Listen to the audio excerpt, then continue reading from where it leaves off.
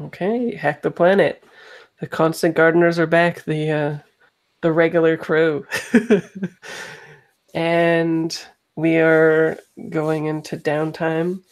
One thing I want to get into the habit of doing is reminding you guys to look at your XP before we start the session so you can kind of drill down into what you want to do this session and make sure that you're hitting your XP triggers and stuff like that.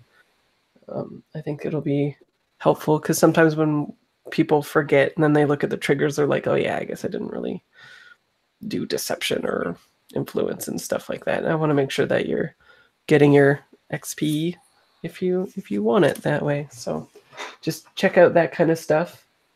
And yeah, how do we want to explain, was Cross and Gabraish there the whole time, like just in the peripheral of the camera, or what do you think? How should we explain that in the fiction?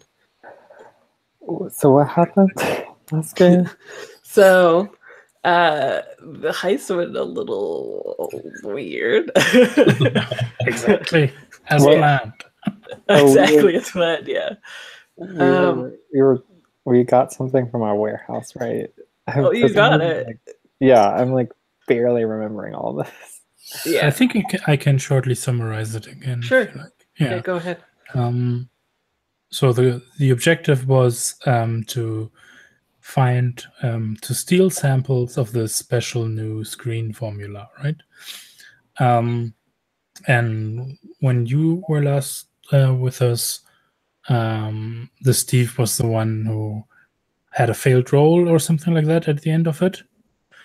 And the way I dealt with that was basically to pull guns on the guards. And one of the other players was playing, well, the alias was Bullet, right? And he was sitting perched up as a sniper, giving us cover, while and the other one was playing an outlier, who basically unleashed, like locally unleashed inside this huge warehouse the energy of an act of God, like freezing and fogging everything up. And Yeji used that to steal herself into the back to actually get at the samples.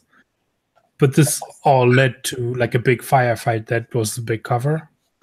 And the way we made sense of where your characters went was I suggested like when we needed to get out in a flashback that maybe Cross was the one who took care of the entrance guards, and Gabraish was the one who got organized an escape vehicle that we switched to after leaving in the truck again.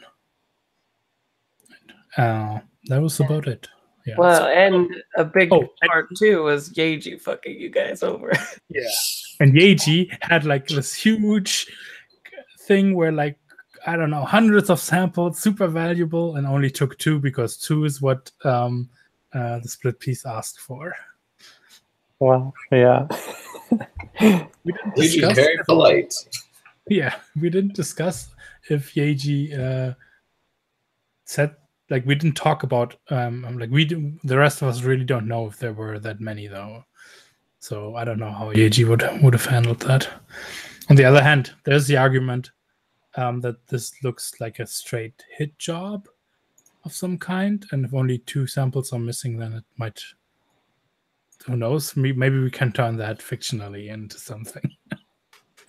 Yeah, it's definitely strange, right? Like, it was a pretty long firefight, lots of stuff going on, and then, you know, there's so many samples in that box or in that bin. Like, it was pretty cool because Yeji had to crack a smart lock, a smart safe. So it was the first time that we saw that on screen.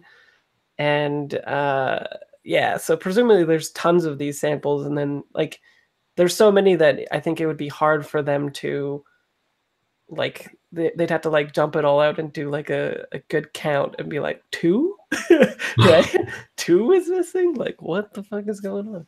So yeah, it's definitely, it's funny. And so yeah, that's what happened. So we only got 2 coin and or 2 cred and have in total just 4 in the crew sheet. I don't know if you personally have more. I don't. No, I have 1 actually. Yeah, it could have been a huge score, but it was not.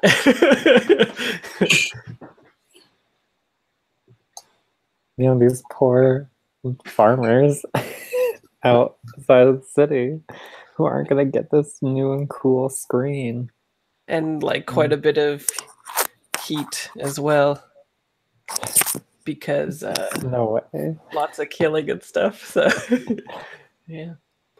Well, for my character, I think that all makes sense. So I guess I would just be there with everybody in the backup getaway car. In the backup getaway car, yeah. Nice.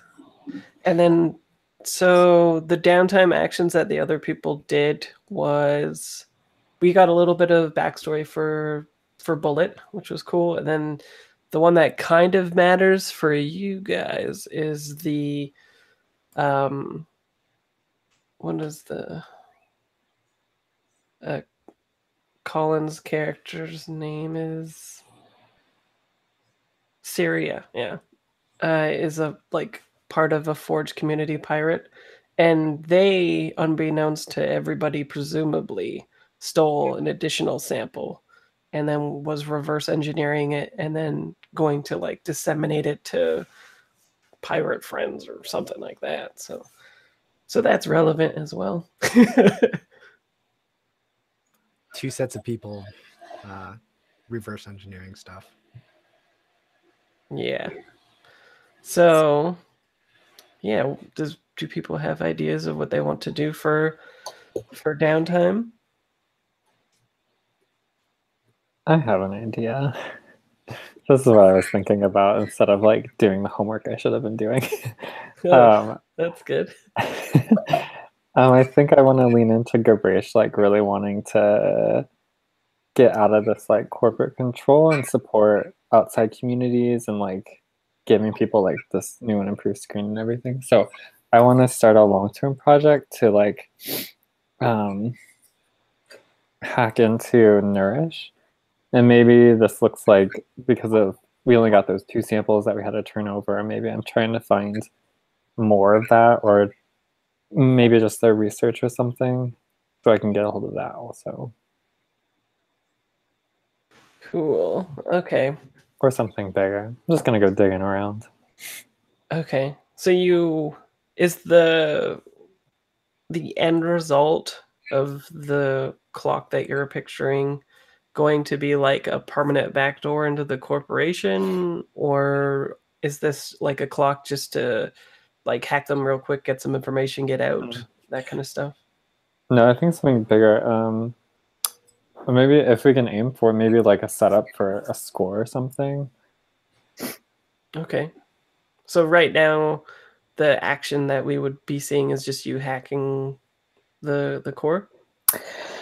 Yeah, I think maybe the first step is I want to hook up with the Haunt community and try to like leverage some resources. But yeah, that first step of like trying to find a foothold, yeah. Okay. And the end result is you get some information for the score. Yeah. Okay, let's make it... I want something big. I want good stuff. You want that good stuff? Yeah. Okay. Let's make it... let's see. Let me look. Probably 8. I don't think it needs to be 12. Because basically what you're doing is doing the same thing that dippers do, which coincidentally is kind of funny because you're framing dippers right now. Y'all just ruining their lives good and real good. The coil. Character sheet. Yeah. Yeah, let's do an 8-segment clock for you then. Okay. Sounds good. And yeah, I think I'm gonna consort with I think you mean network now, right? Did Yeah. you open the new stuff? I just read off of the Roll20 sheet, so I'm just like, I'm probably gonna say like prowl too instead of ghost. So I'm sorry. I don't think that is acceptable. No, just kidding. I'll log off now. Don't worry. Yeah, I'm gonna hop back on the party line and ring everybody. And you have that move, right? For when you're Yeah. Potency when dealing with other members of the community. Yeah, so you have better effect actually. Cool. Cool. Go. Oh, you already rolled it. That was Okay. loud. Yeah, that was loud.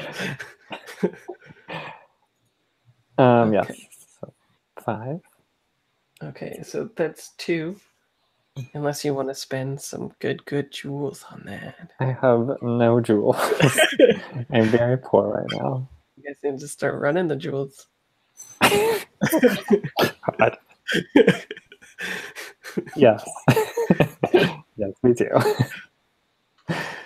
I like how nobody knows that you could have all been like flush and rich right now, except for Yeju, who's just like, I don't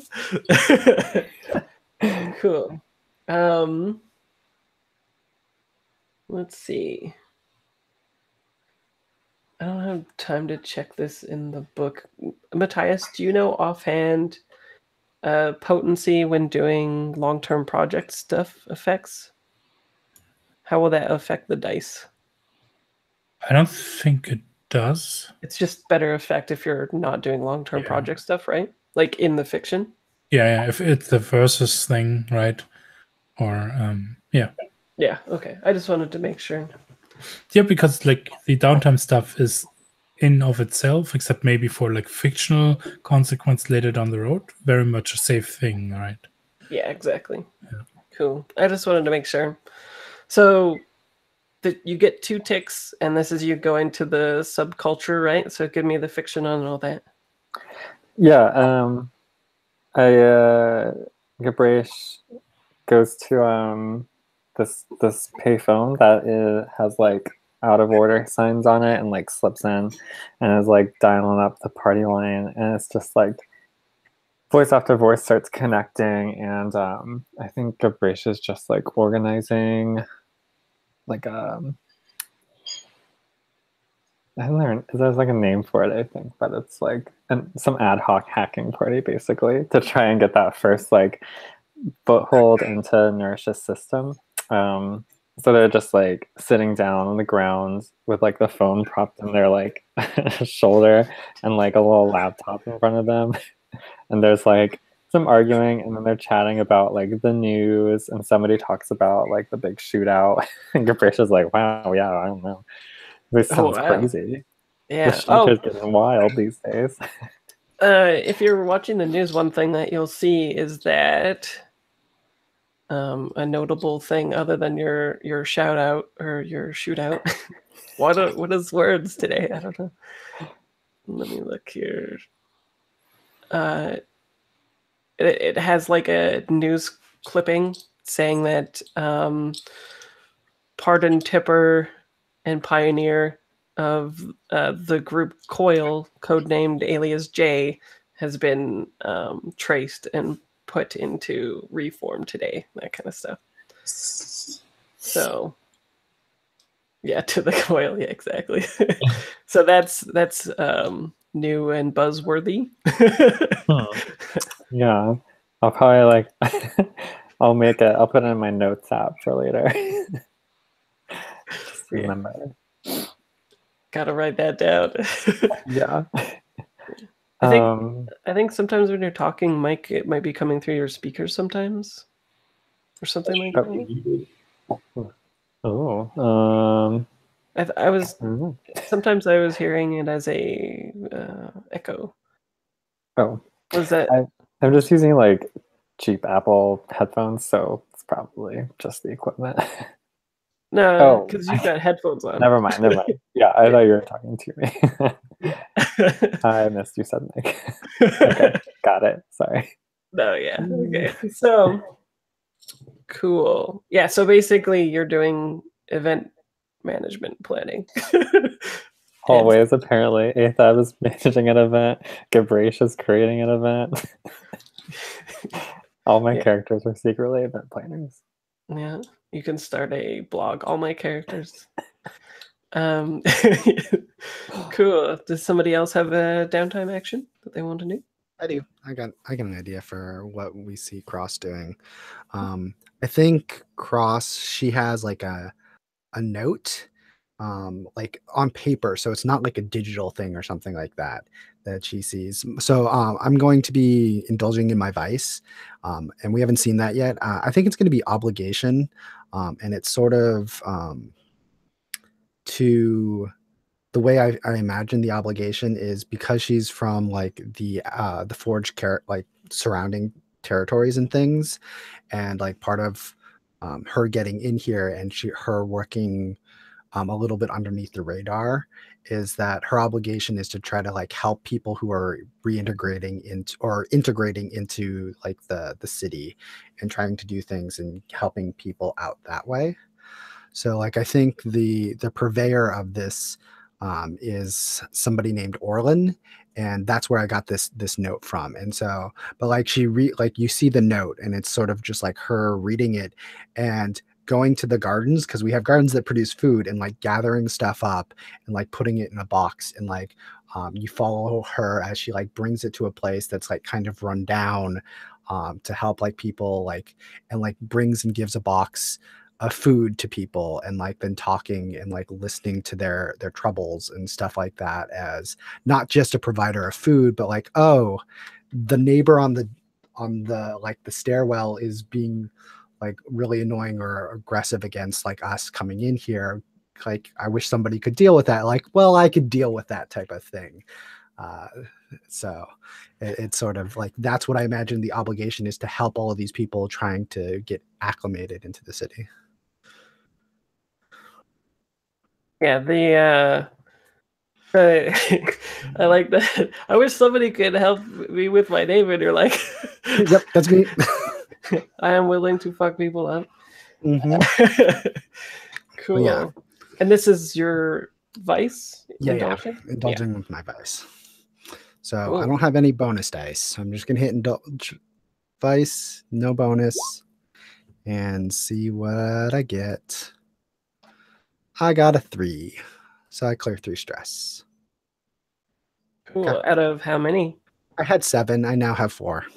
Okay. Do you want to spend jewels to bump up your result? If I spend a jewel, it just bumps it up to 4 Or a 5? or a 5. It makes more sense to spend the jewel for an extra downtime, get to Right. roll again. Maybe. But that has some risk associated. Yeah. Well, I mean, Yeah. overindulging is. Yeah. I'll probably spend the jewel to do maybe another downtime action. I don't know what it would be like. Well, you get 2. Yeah, I think, well, because I think the other downtime action I want to spend is to train. Probably going to train prowess. But I think maybe like, cause anticipating I'm going to spend the jewel.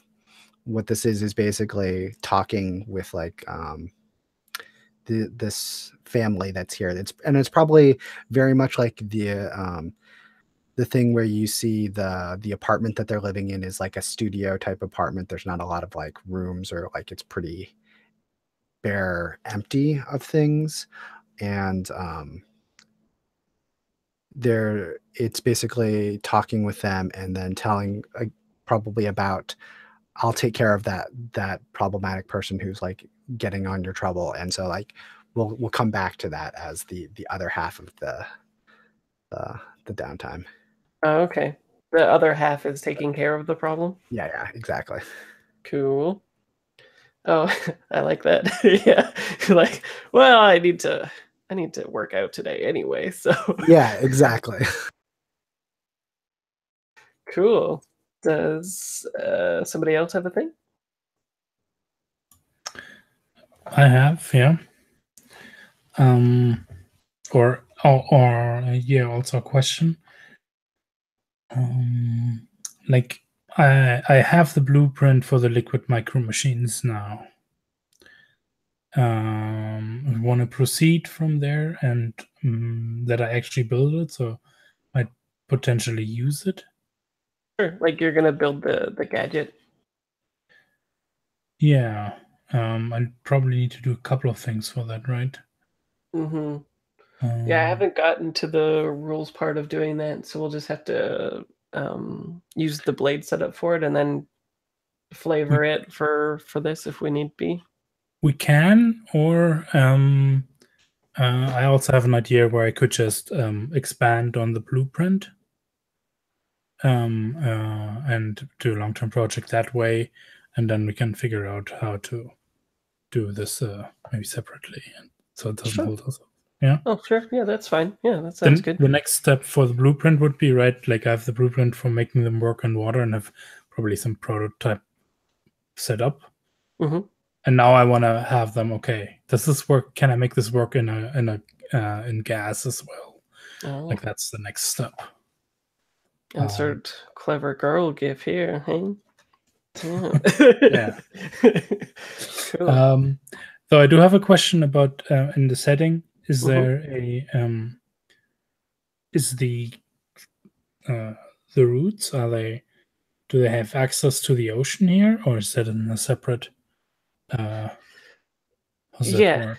Yeah, like the roots borders basically a giant basin where they house the icebergs, but right adjacent to that and bordering where the basin is as well as the docks, which is the bordering the Atlantic. So yeah. Yeah, okay, great. And then I think what we see is we can come in on the scene where the Steve is working with someone else at the right at the water line, and I'm trying out the prototype, and the person I'm with is how would I pronounce that? Sanvi, who's my Yep. friend.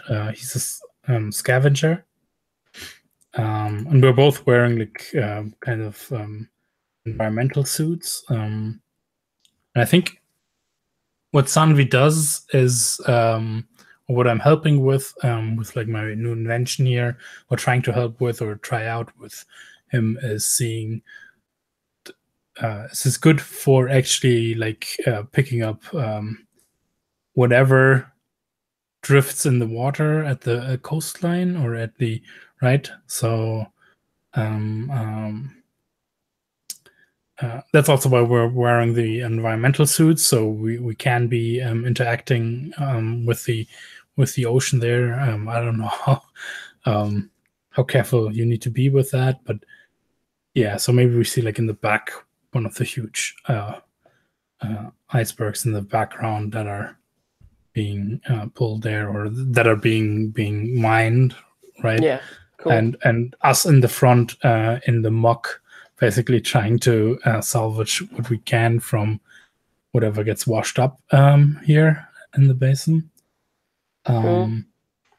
And as I'm using like this new contraption, my micro machine net, I think sounds like Hunt. I'll be using Hunt for this to gain like some insight. How long would this clock though be to expand on the blueprint? The last one was 6, but air might be more.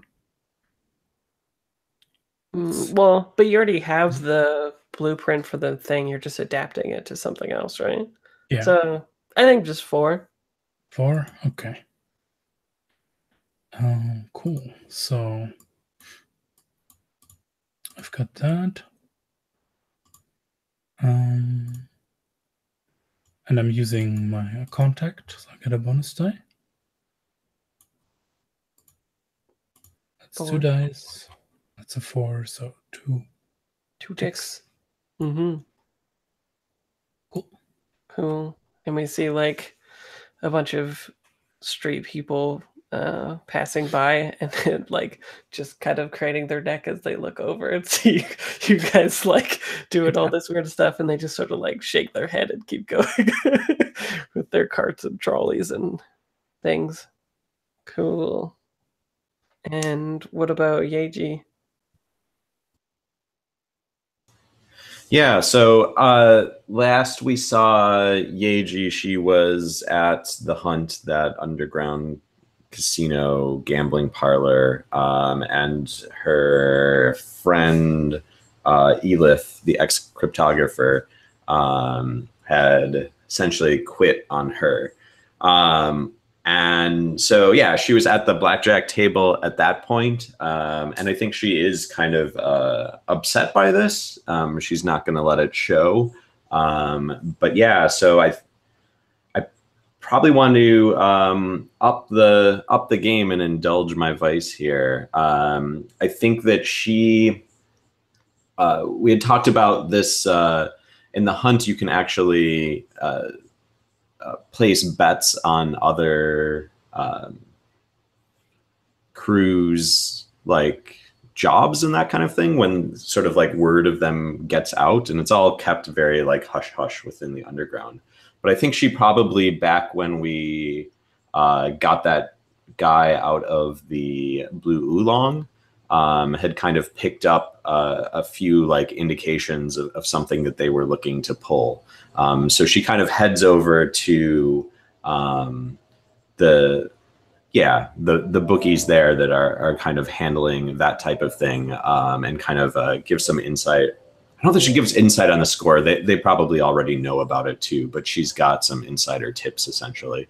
So she decides to place a bet on that, that they will be successful on this score that they are reaching out on. Who's going to be successful? The Oolong. Like the So essentially, like they bet on like if the cruise will be successful or not. Kind of like you would like with sports gambling. Maybe there's like a line, but yeah, there's probably not a line because they wouldn't necessarily know what the loot would be and all of that kind of thing. Okay, so you're betting on a fictitious crew that they will do well in their next endeavor? Yes, yeah. Cool. I like that. When you go up to the betting booth, it looks like this guy. It's like basically a Caucasian guy with like dark brown hair. He's got like all these blue like glitter things, except that instead of glittering, what are those things? Those things that you paste on your face, whatever those are. Instead, they're tattooed and they're moving across his face, like blossoms following across his face instead of just being those stick-on things. And yeah, so you're betting on this crew. I wonder if there's some kind of. Do you think there's some kind of like oh shoot, I can't remember what it's called, but when you give like a specific phrase to somebody and they have to give one back, dang, probably like to get into the Hunt, like you need to do that, have the keyword and that kind of thing, and like once you're in, there's like you most can just of the do whatever. Yeah. Okay. Yeah, signs and countersigns. I can't remember. I just watched an Agents of S.H.I.E.L.D. one where Phil Coulson gets excited and actually there's like a name for it, like a CIA name for the actual thing. And I was like, that's a cool name. I'm going to use it next time. And then boom, just gone. So yeah. Cool. And so mechanically, what are you doing? Vice. Cool. I like it. So I'll roll that.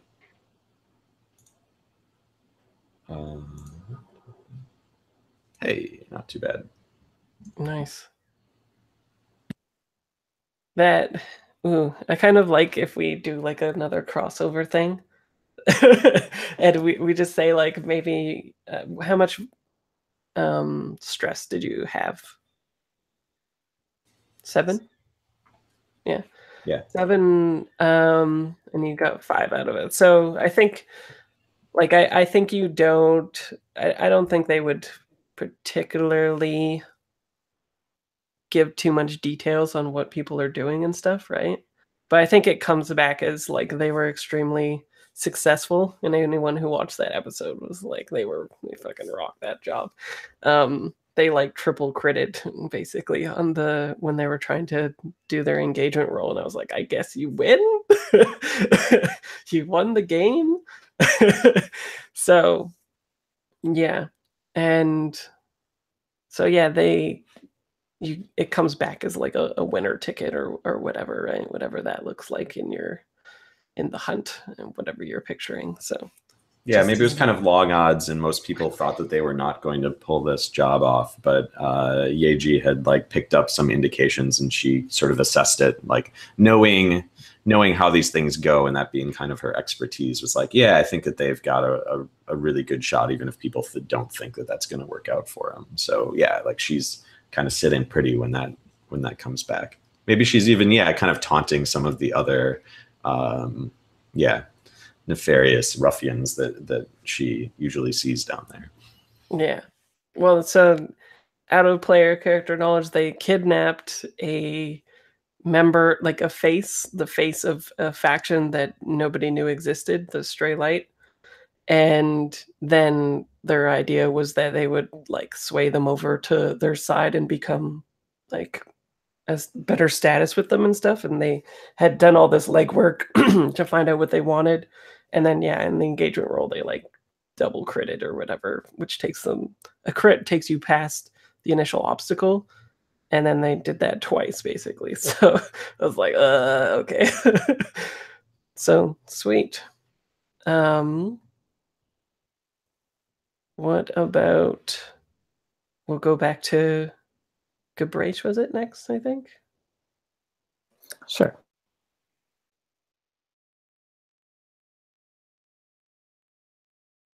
Did they bye.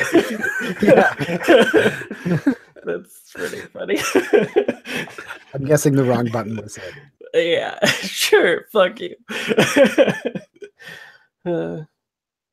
That's pretty funny. My rest is pretty straightforward. We just want to go through it. Hi, Darren. Welcome back. I was like narrating. Sure, bye. I was like narrating all this stuff because I was looking at Roll20 and I was like, that seems really quiet in the chat. And then I popped back over and it was frozen. I was like, okay, thanks, Google. Nice. So start again. We hear literally nothing of that. Just okay, sure. I'm done. I was saying I really like getting assets. So I think I want to get an asset. But we don't really like have a clear thing we're doing next. So maybe I'm really into maybe we're like gonna expand the community garden, the center or whatever. So maybe I can get something that could tie into like expanding our turf if we want to like explore that sometime later. Okay. So y'all are cleaners. Yeah, I'm down with that. You just want to like start a long-term project that rips down like where the garden is encroaching and start like building and stuff like that. Oh yeah, that's interesting. Yeah, I like that because that puts a lot of work into the garden too. Mm-hmm. Yeah, maybe Gabrach is like behind the shed where her tattoo spot is, and like the workshop. Maybe they're going to start like literally cleaning it up. Maybe there's a bunch of junk back there, but also like, I don't know, talking to the neighbors or whatever is around there and like negotiating space. Yeah. Sure. Yeah. Like just because it's like I pictured it as like a co-op anyway, right? So maybe you're just like negotiating to encroach the garden into their spaces, and then like probably digging up the ground, soiling it, and all that kind of stuff, right? Mhm. Cool. So what action do you think that is for your long-term project? And I think it'll be I'm just gonna say that it'll be 6 o'clock, I think, for that. Okay. And then mechanically when you're done, you can just add turf, whichever way that you want to go in the map. Mhm. Maybe it's a wreck.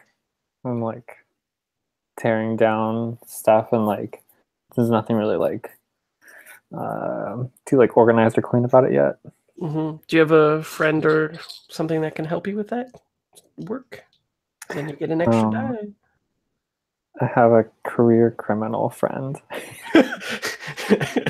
Like when I was in Reform, all I fucking did was dig. Okay, I mean that's not too much of a stretch. Yeah, maybe maybe they know people who did just get out of prison or something, and this is part of their like rehabilitation into societies, where like we'll just come work at the garden and we can like vouch for you. This is wait, I was You're, like, kind of joking, but signing I'm their really into that community now. card or whatever. Like they have a work release form or whatever, and you're like, my friend did 8 hours of community service today or whatever. Showed Right? up on time, was respectful. Yeah, It's awesome. I like it. into that. That's good because I have no dots and rec, so Oh yeah, then I'll, very helpful. I'll take the extra dice Yeah, or the 1 dice or whatever it becomes. I don't know. yeah. I'll You let would roll roll. one. I'll It let should roll do it 20 for you figure that though. out. Yeah, Hopefully. it should I do. don't know what I'm doing. Submit. Nope, roll 20 starting to slow down on me. There you go. So two ticks out of 6. I like that image a lot because prison in this is called the grind colloquially, but from corporations and stuff would call it reform, right? And you would go there and literally you're just doing free labor for people, like you're charging up the kind of skins of the jewels. The skilled laborers would make the jewel skins, and you, if you couldn't do that skilled labor, you would just be charging them. So it totally makes sense that this person knows how to just do labor real good if they're a skilled or if they're a career criminal going in and out of reform all the time. I think we give them like a basket of veggies too for their work. Sure. We can't really pay them yet, but I want to give them something. A sprig of rosemary, some carrots, whatever we got lying around. Well, remember, like a jewel is like quite a lot of stuff, right? So you can always say that you're paying people, but not like in a whole jewel worth of stuff, right? It would just be in the blade system. It would be, what is it, slugs? I think it's called something like that. So you like I the still want to give small. them a basket of vegetables, so they'll get Sure. little baby jewels and carrots. Yeah. Well, and I like that too because it's like helping out your criminal friend is like if they want to eat again, they need to come help in the garden again instead of like giving them money to subsist on their own or whatever, right? Yeah. We give them good veggies, healthy, well-rounded diets. Yeah. If you want a carrot, come help me tear up some floorboards. You can buy your Big Mac, and you can also eat a salad. Yeah. Cool. So next is Cross again, I think. Yeah, so I think we're going to continue from like that same one. I think this is going to be the downtime action is actually training prowess, but it's totally beating up these people who are being dicks, and like that's how I'm training prowess. And so like yeah, it's just like going down to the end of the hall where there's these people who are being kind of assholes to the refugees and the new incomers, and me like knocking on the door and then like not responding and then just like sort of like busting the door down, like just like kicking it open when they like open it slightly to peek, and just like then like you hear like the door just like swings open but like it's fast. I walk through it and it just like closes, but it has like that slams on it but doesn't like latch close because I just busted the lock off of it. Walk in, you hear a whole bunch of like fighting and things like that, and then the door opens and I just walk out and like let it close, like swinging open, and that will be me training prowess. Cool. Yeah. Next time you do this, I want the Daredevil hallway scene then. Okay, perfect. Sweet. Okay. And then the Steve, right, is next? Yeah. I burned out my cybernetic during the last score, right? Is that just paying 1 cred to 1 jewel for? Yeah, I think we said that we could do it whatever way that you wanted to, right? You could pay to have it fixed, or I think you could even do like a long-term project fixing it yourself or something like that.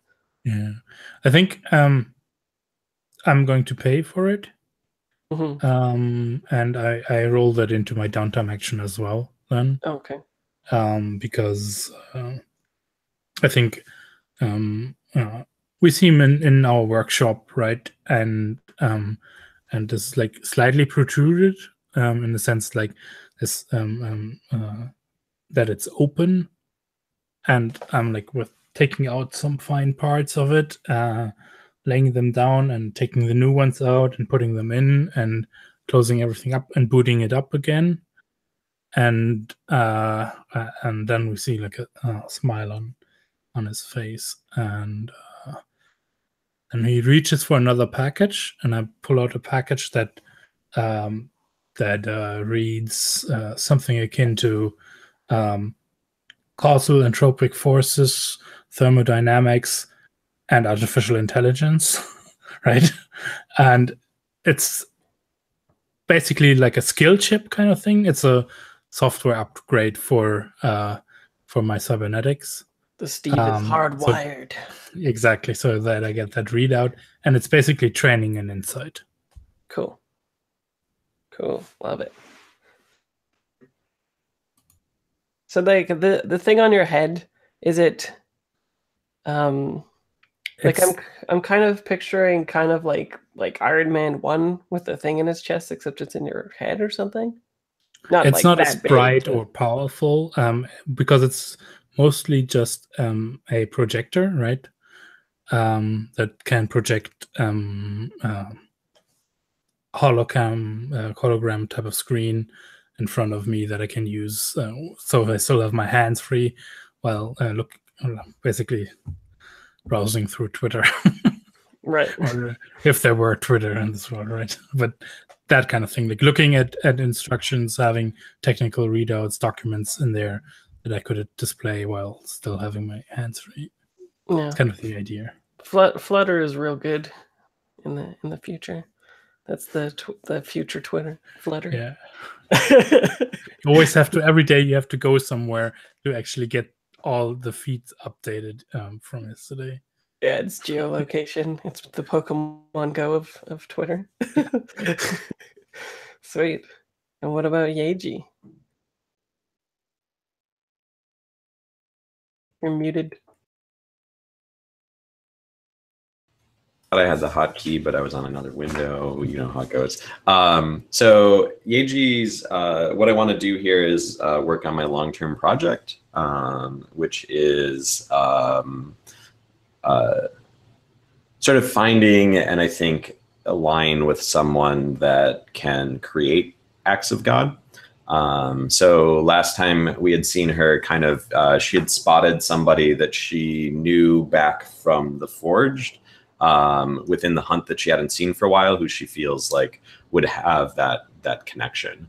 So that's partly why she's come back here. And so she's probably sitting up towards the entrance of the parlor casino. There's some like benches, couches, or whatever. She's probably taunting somebody that was involved in that bet and is like, "You're an amateur. You're an amateur. And he's probably taunting her back and is like, "Go back to the garden. Like, yeah, take care of some plants. Get out of here." And so they're kind of ribbing each other. And then this guy comes in and he has one of these like silver chrome masks that's like completely covering his face, and like it removes. Is it like a thing that kind of opens up like that? And it's this older guy is probably about Yeji's age, and he has all along the bottom of his chin and cheek is this like nasty like eczema with like boils. It's this bright orange, kind of similar in tone to that bile that Yeji had hacked up. So we kind of know from seeing this that he probably has the same disease and is further along than Yeji is. And yeah, so she looks up at him and is kind of panicked because she was hoping to have Elif help move this conversation along. But now Elif is gone, so she is at a disadvantage here, but she knows that this is her opportunity. So she kind of sidles up and approaches him to chat about what he might know. So I'm going to roll consort here. Okay. Was Darren and Yoshi here when that happened with your contact? Was that last session or that was 2 sessions ago. Okay. So the contact, me losing the friend, they were not here. Yeah. Me finding this person, they were. Yeah. Yeah. But you're the contact leaving because you had too much heat. Yeah. I didn't. Okay. Yeah. So just so you guys know, his the entanglement was which the one that flips people.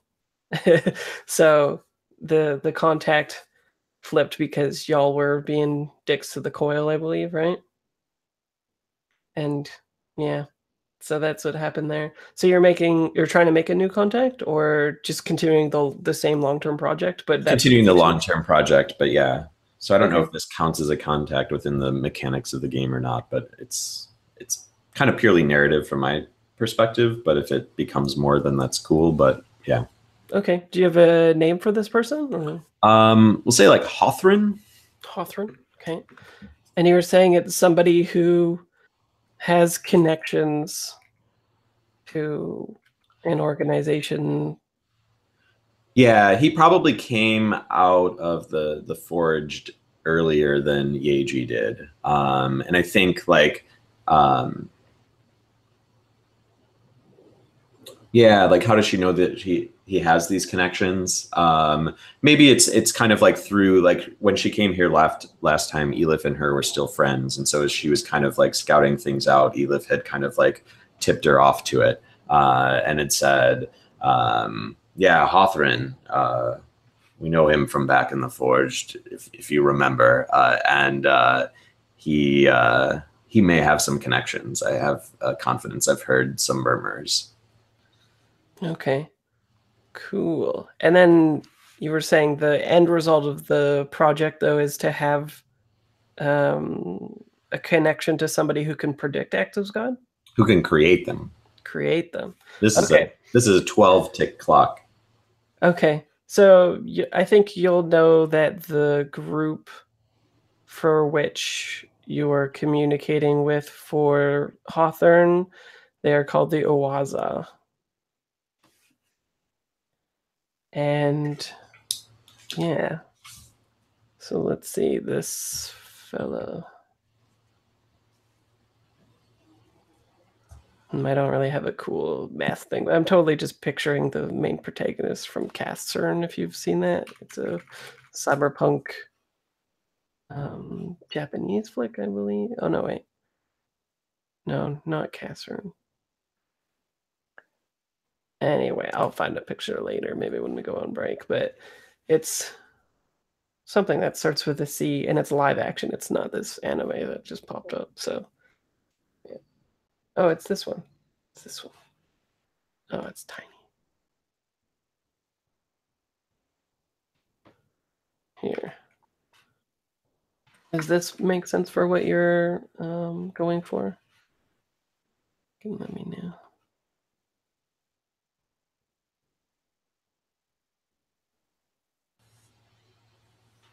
Yeah. Yeah. That works. Yeah. Cool. I'll add that to the board as well then. It's an okay movie as well, P.S. Not the best, but not worst. So, yeah, so that thing that covers the face, you said just like slides up or whatever, right? Cool. Probably not allowed to be masked within the hunt. So, yeah, people come in wearing masks but have to remove them Okay. quickly. Cool. Awesome. And so what do you say to him? And she probably kind of fumbles through this because she's not a great talker. That's what she was hoping Elif could help her out with. And says, Hothrin, we used to party back in the Forge. Do you remember me? We used to party. That's funny. I think he like smiles and nods and then does like pushes you aside a little bit with the with his hand on your shoulder to like move you away from people. And probably like you can tell he's self-conscious about the stuff on his face because where you end up is like a sort of darkened corner so that we get the like kind of cyberpunk lighting where it's just like his face and his eyes have the actual light on it and the rest is just like black. And he says, yes, time has changed greatly since then, has it not? It has, and it appears we are set with the same predicament. And maybe she coughs a little bit. Nothing really comes out, but yeah. I'm rolling with a new crew here, and I have an idea, and I think you're the one to help me make that idea happen. I need somebody who can actually create an active god.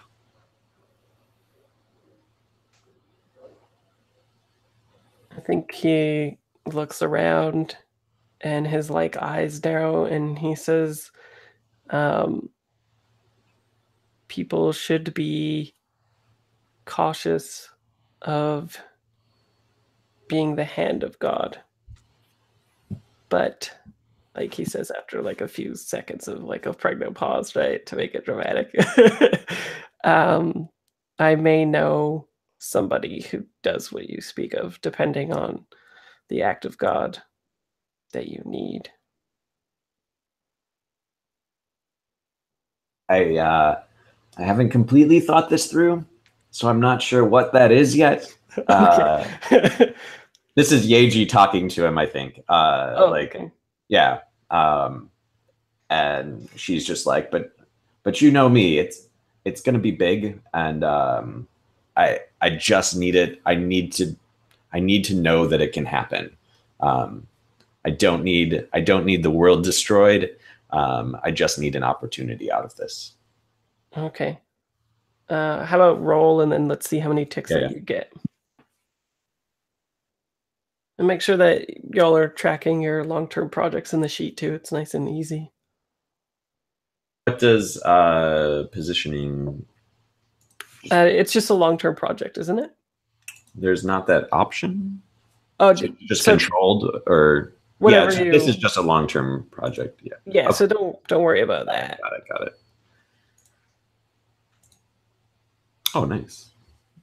What did you get here? Oh, nice. Yeah. So 3 ticks.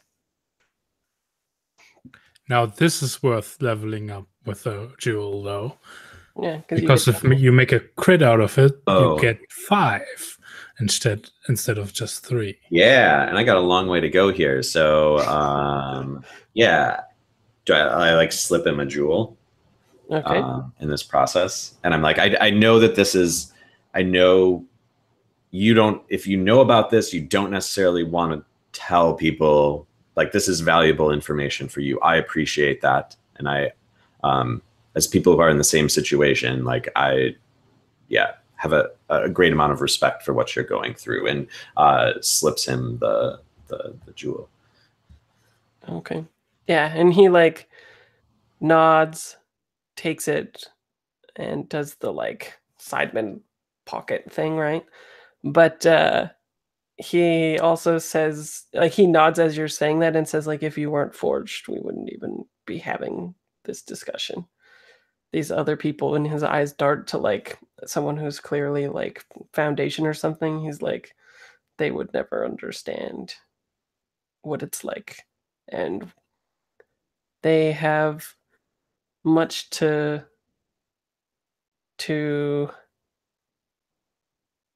bleed yet for our troubles. Very true. So you're at how many ticks out of 12 now. 7 of 12, you said? 6. 6 of 12. Okay, so halfway there, yeah. Yeah. Cool. Maybe the next one would even just be you like getting what kind of act of God you want to him and stuff like that, right? Cool. And so everybody's done their downtime unless they want to spend more. No? That's strange after all of that money that you brought in. All of that money. Yeah. Yeah, about that. Be a fan of the players, Fraser. Yeah. Jules is the green diamond over the head of the Sims. That's what you're picturing after I described that cool process of making it all like a glass blower thing, and then you charge it up and everything, and you're just like, ba-ding! Yeah, I see Yeji like holding it. Oh god. It's just God. That's funny. Be honest, you kicked him. Why does Google hate me today? It's because you're talking about jewels like that, right? But it's so funny picturing somebody like handing over this clunky jewel to someone. This That's big like literally a thing. jewel. Yeah. Sorry. That's wiped out of my chat log now, so we can say that never happened. Right. Okay, so let's take till 10 after and come back, and you guys can maybe think about what you want to do for the next score, activity, etc. Okay. See you then.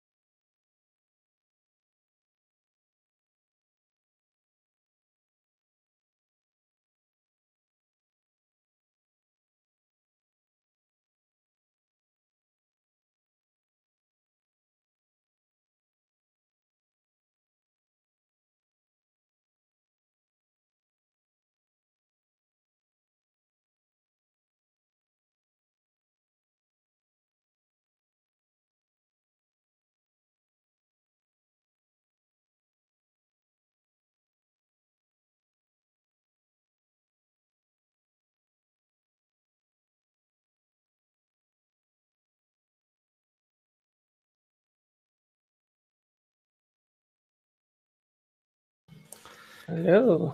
Hello. So scores that we could do. I Hmm. have an idea. Awesome. Good. Okay, good. So my idea is about leaning further into being cleaners and utilizing our crew contact.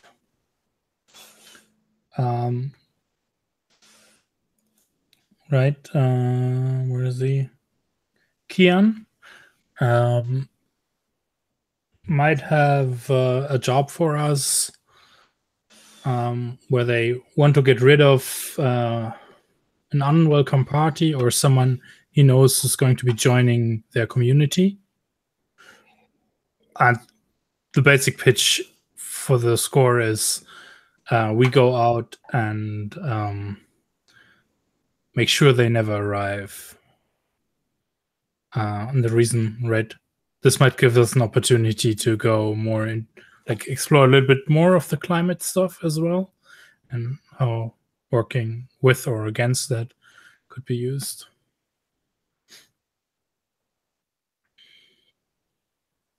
And that's it about the background to it. Like, I don't know what else could be involved, or Yeah, what do people want to see on screen from the setting or from the game that they haven't yet that they would like to see, especially if people aren't returning for next month? Let's try to hit that today then. I don't know who all is returning or not, but I'm still returning, so maybe let someone else speak. who isn't? I'm back next month as well. Yoshi, are you? Yeah. Yep. I'll be Darren? Yeah. Okay. Well then. then let's just do whatever. Yeah. Let's Okay. go. Well, but still, if people are like, man, the thing that I really like about this setting is X, and we haven't really got to see that, then So to me, the two things that I kind of would like to see is sort of, because it's different than Blades in the Dark, is like a little bit more of like the cyberpunky like corporations. So either like doing a hit on something like that, or the other thing that's a little bit less like Blades in the Dark is like the acts of gods and the stuff that's outside of the city. Mhm. Like both of those interest me. I could do either one of them, but like to me that would be something fun to see because it's different than sort of like the original setting, I guess. Right. Well, we could definitely use your forged liaison to get you all out there, like Matthias was saying, and we could always have it subversive of a corporation at the same time, like if not directly their like forces or whatever, or interests, something that they are allied with, so that it would harm them, something like that. I don't know what other people are thinking. What about Darren, Mike? Anything like that you'd like to see? I mean, I think within the narrative, Yeji would definitely like to get a closer look at the acts of God, kind of. I think as a player, like I would like to interact with that to understand a little bit what my end game is with this clock. Like I kind of have an idea, but yeah. But yeah, so there's that component, as well as like I think like as cleaners we've got that cool ability, so I'd like to see us try and use that military grade. But I think like in the narrative as well, like Yeji is also here to like hunt some big scores, so I could definitely go the corporate side as well and do something along those lines. Okay, Darren. Yeah, I'm super into the idea of getting out, and also the classic cyberpunk corporate espionage-esque sort of stuff. And it would be cool to combine that in some way, because I presume there are places outside of the city that we could do stuff. Yes. Okay. I have an idea then. Let's see. I believe I've worked this into a clock for something outside already. Yes, I'm smart. So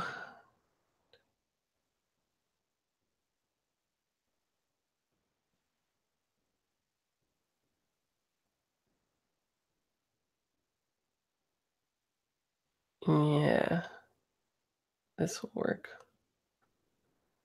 Okay.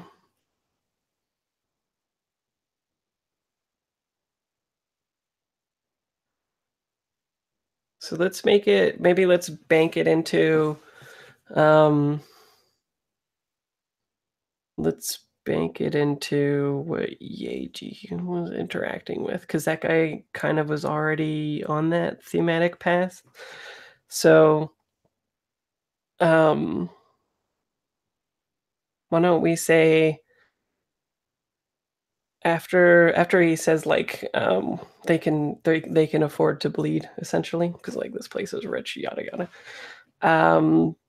He and you say like my thoughts exactly as he was turning. I think he turns back at that sentiment. No, like he didn't think that you were that kind of like radical and like militant, right? Maybe he wasn't sure what to expect because Yeji probably doesn't put out too much of their reputation, right? Part of why your previous contact left is because you weren't managing your rep, right? So, yeah, I like the cyclical nature of like the other person left you because of the rep. This person is there, and it's kind of like beneficial because your rep got out. And they say, if you truly want to put your words into action, then I suggest that you talk to your to how were we saying? I think Kyan. Is that what we were saying? How did we pronounce the contact of previously? Does everyone remember? Okay, so maybe we'll just say Kyan then. And yeah, so they're just like, I think Kyan will have work for you soon. Slash, they do. I know this, right? And so, how do you think that you guys usually meet up with Kyan? Is there like a traditional meet? Do they come to the garden usually, as usual, or do people want to see something else? I think we might meet up on the Green Mile. Oh yeah, right? Because they have to pick up good resources to take out of the city, and right, totally. That's an awesome idea. So, the Green Mile is something that the Split Peas and a couple other factions are into, but basically it's like a underground farmers market that changes the streets on a like weekly basis. It'd be like every Sunday, except it's like a different place because they don't want to like get busted selling gene hack stuff. And the stuff that you buy there does not have the stuff that Nourish puts in it with like nanobots and stuff like that. For you guys, it doesn't matter because if you were to eat and drink water from that, you already have the nanites that basically kills that other stuff. You're reprogrammed or glitches, right? Which, by the way, comes from if you were to go into different districts, they scan people, and instead of it being like this person is denied into the district, it comes up as a glitch, right? So that's where the colloquial term comes from. But yeah, so especially with a community garden, I'm sure that you have like a standing invitation to go to the Green Mile. And so why don't we go around and like paint the scene a little bit? What is it that you guys see in the Green Mile that is well, it could be basically what any detail you want, really. I just want to know what you think it looks like. But to give you an idea, I think there's like ancient fruit that previously didn't exist, are in like bushels of barrels and stuff like that. And it looks kind of farmer market-y still, with like a whole bunch of pop-up vending tents and stuff like that. And the interesting thing about the Green Mile also is that they have connections, obviously, because wherever they have it, the solar panel light that bounces and refracts off of the buildings and the solar panels never ever hit that street. So it's sort of like a power play as well. Like whenever you go there, you're in the shade for the entire day, and that's like kind of should be like an impossible feat, but yet it always happens. So yeah, does anyone have any ideas or details of what you see in the Green Mile? Yeah, I imagine it's busy there, and the Steve is kind of like perusing the wares, and the way they're in part displayed is like there's like a hanging shelf behind one of the merchants, and he's got like it's slightly tilted, and it's glass. Looks like glass boxes with heavy physical locks, and there's like in each is like just one little seed barred presented, right? And in the back there's a display that has the plant that grows from that seed, supposedly in like in fast forward growing out of soil, looking really nice and stuff. Right, but like kind of showing like you can't like go there and like dip your hand in a bag of seeds or something like that. You have to go like yeah that one, and or be shown it, that kind of thing. And yeah. Cool. Anybody else? I see there being some whatever the cyberpunk equivalent of hippies would be, sort of cyberpunk hippie parents who kind of they bring their kids here because it's a place where like the kids can like play outside and run around in the shade. But then obviously like this is also kind of an underground thing. So there's people who just are kind of bothered by their kids being running around and kind of making trouble and that kind of thing. They probably, a couple kids kind of bump into Yeji and there's sort of a scene where they're like, and she's like, what do you say? And then the parents have to come over and tell the kids to apologize. And Yeji probably flashes a blade or something like that. Yeah, just to make sure that, because she's not messing with kids. So yeah. Yeah, and it's also sort of like I think it's the same sort of bladesy thing that when you flash a blade, people are like, oh, you're a glitch or like an underworld person or that kind of thing, right? So even within the underground, you're kind of like not to be fucked with. Cool. I kind of like the idea that the Green Mile itself has this sort of like sense of community, even if there's not like rules around it, but like an understanding that you don't mess this thing up.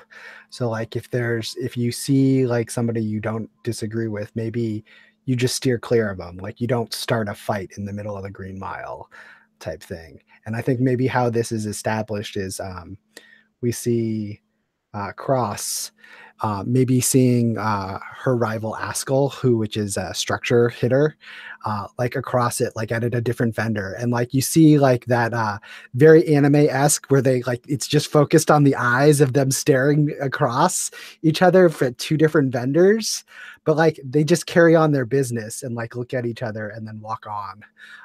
Even though like you can tell there's a ton of animosity between them.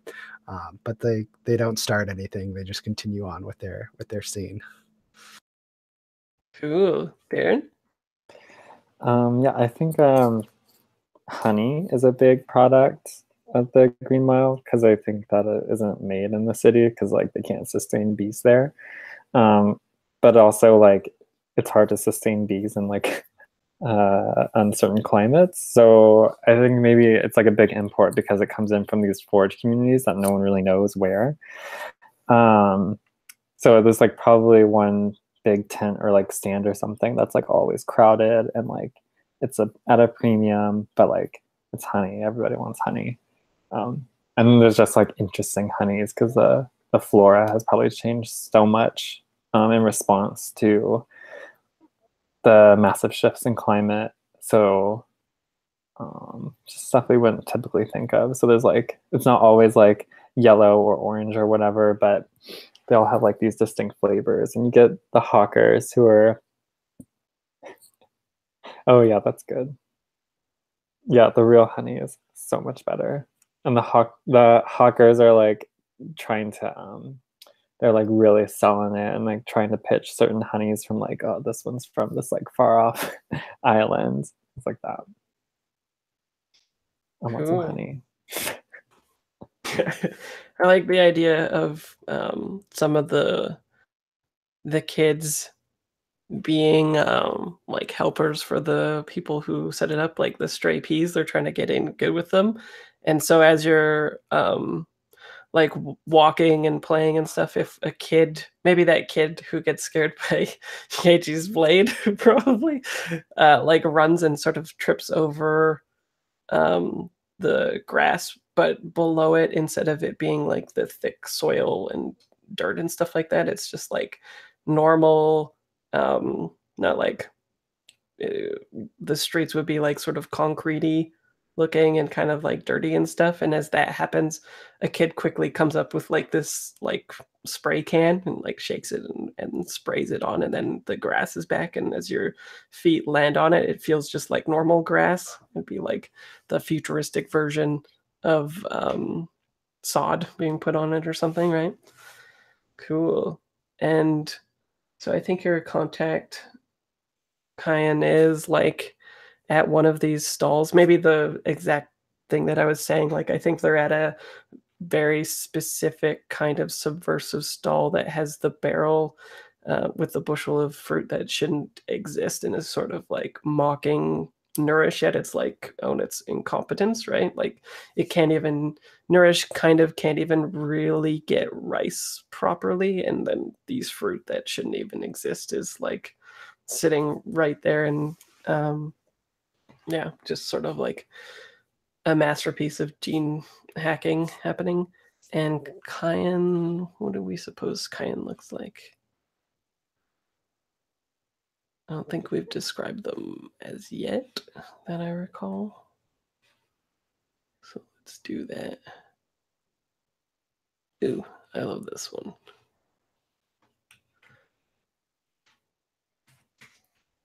So I think Kyan is somewhat androgynous looking.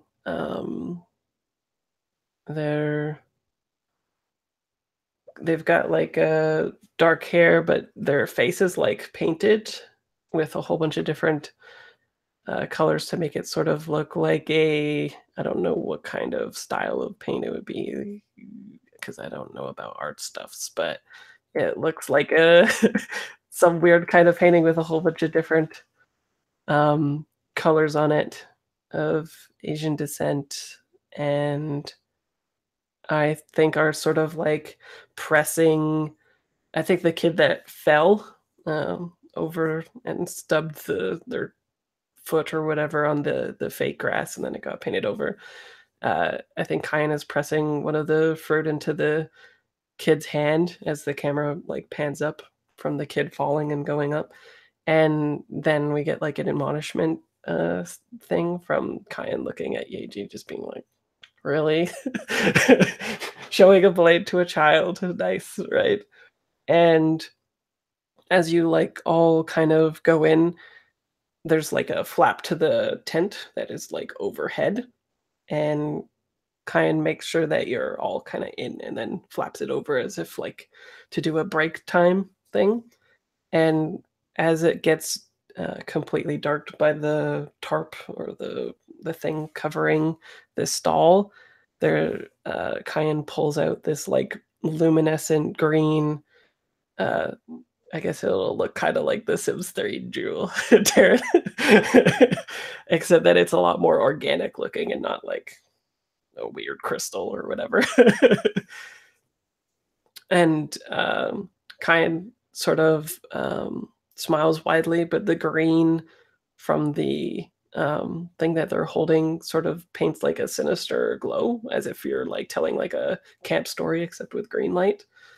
And Kyan says, "Gather close, friends. I have work." And I think what it proceeds to say is that, let me just pull up the faction so I get these names right here. I think, who's forged again? Yeji and Cross. Is that the only two people that are? Yeah. Okay. Cool. So just keep this in mind then. So, the Foundation people will, or not the Foundation, sorry, the Forge people will be aware of this place, whereas the other people will have like not even heard of it. It would have been, it's like a story that people tell their children in the Forge that they know exists, but everybody else thinks it's like kind of like a fairy tale or something like that, right? Like a kind of mythological place. And kind of like Cresting Grace has a problem. The sorcerers there are kind of like being strong-armed by Safety, and have supplied Carrion, or not supplied, but asked Carrion to like take care of the problem in the way that they do, which is they're the same kind of thing as you. They're cleaners, but basically just like really bad people, and will do any kind of work and don't mind basically strong-arming farmers, essentially. And Cresting Grace is a hidden kind of village. It doesn't like overtly not want to be found, but it's close to a body of water, and the way that the elements there have come together is that there's like a perpetual, very dense permeation, or not fog permeates this entire place. And so the village within the Forged is known for two things: producing things called tea masters, and two, for producing there's a specific kind of sorcerers, and they're you could kind of think of them as like moisture farmers, actually. And they basically hang these huge tarps up, and as the fog moves through it, they catch the condensation of the fog, and it kind of drips down into these buckets, and that's how they get their water. But on top of that, the fog is always thick. Like there's never a time of the year where it isn't. So that's kind of like what makes it hidden. Most people don't venture into the place and assume that there's nothing there, but Forge people know, because tea masters are sort of widely known, and tea masters are sort of like known and revered as both people who like make really good tea. Like in this Green Mile, you would be able to find a couple places with tea masters who make their own kind of tea, and it would be like the highest quality tea that you could get. But you would also, there's like an underworld thing about them, that they're also sort of like masters at infiltrating places and getting to people and possibly taking them out. And the sorcerers there is a person named Coral, who basically the report is that Carrion nicely, on behalf of Safety, said that they needed a tea master for their purposes. The village refused, and now they're sort of being whatchamacallit, they're being tailed by Carrion members, so they can't go home. They're still in Shelter 1, and anytime they try to like slip away and go into like go out of the city and go back to their village, they're afraid that they're going to be tailed and lead Carrion and Safety back to the village, and then who knows what would happen. And they've basically been hiding this entire time, and it's been, let's say, like 5 days or so. And that's when Kyan moves back into the sort of like recesses of this small little town and pulls out a wayfarer, and their name is Cade, another member of the village, and sister or brother of Coral, who is the person who's being like terrorized, or essentially. And they had sent Cade to basically Cade came to warn that Carrion was like doing this stuff, and then when they were about to leave, Kyan was the one who spotted that they were like being followed, and now they need like a way out, or to take out the people who are, you know, gonna be following them and stuff like that. Any questions?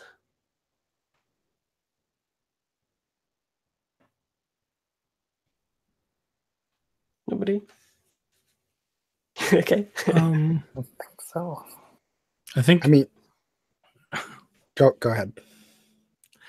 the Steve is playing with something in his hand, right? And after we got the outline of this, I think he says, well, that's all fine and good. And surely something we could do.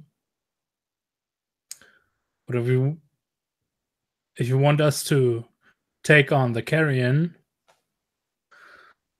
we need some supplies. And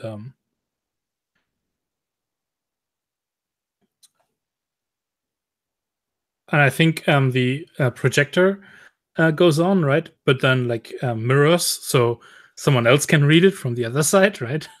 And the Steve is just like going like this, and what we see is like a complete array of different high caliber types of weapons sliding through.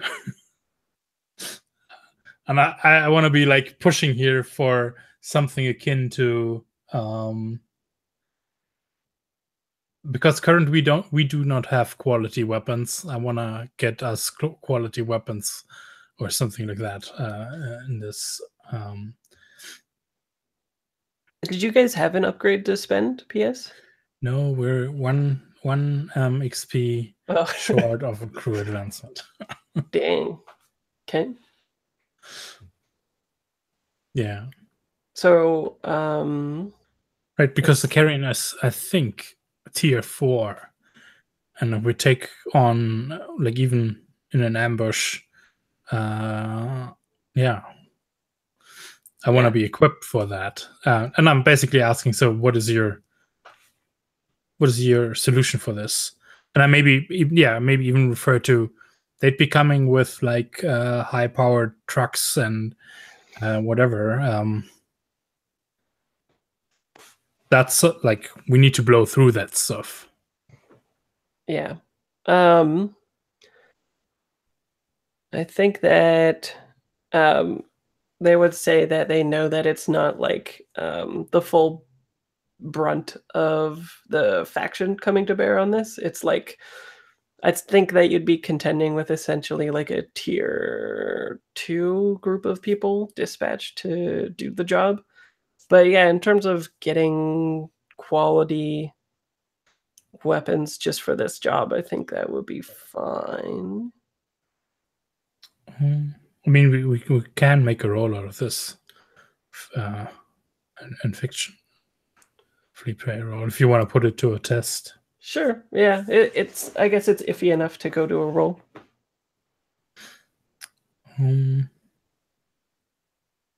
Yeah, and this is about if he can like point us, or if he can make sure we get, like if he's actually convinced, right? This is a purely, well, here are the facts. You gotta, do you see how that works? How we can do this? And I'd be using sway for this. Okay.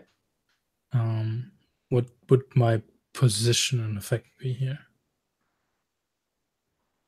I think it would be.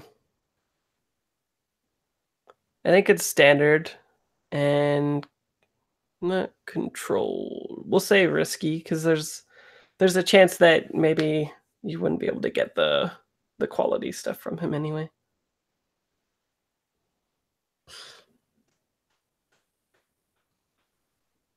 Yeah.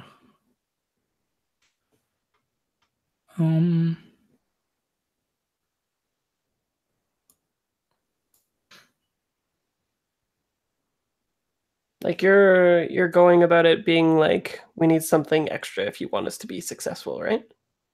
Yeah, I'm going like this is all well and good, but we're operating outside of our jurisdiction, right? We need to head out there, and they'll be equipped for that job out there. So, what can you organize for us to get into the position where we can do our job, what we're good at, right? Doesn't have anybody. We're Okay.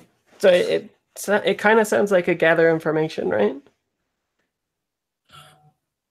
Like, are you trying to get actual assets, or are you trying to ask what is it that you can provide us with that would help us with this mission? Like, give us something extra, right? Well, how about this? Maybe this is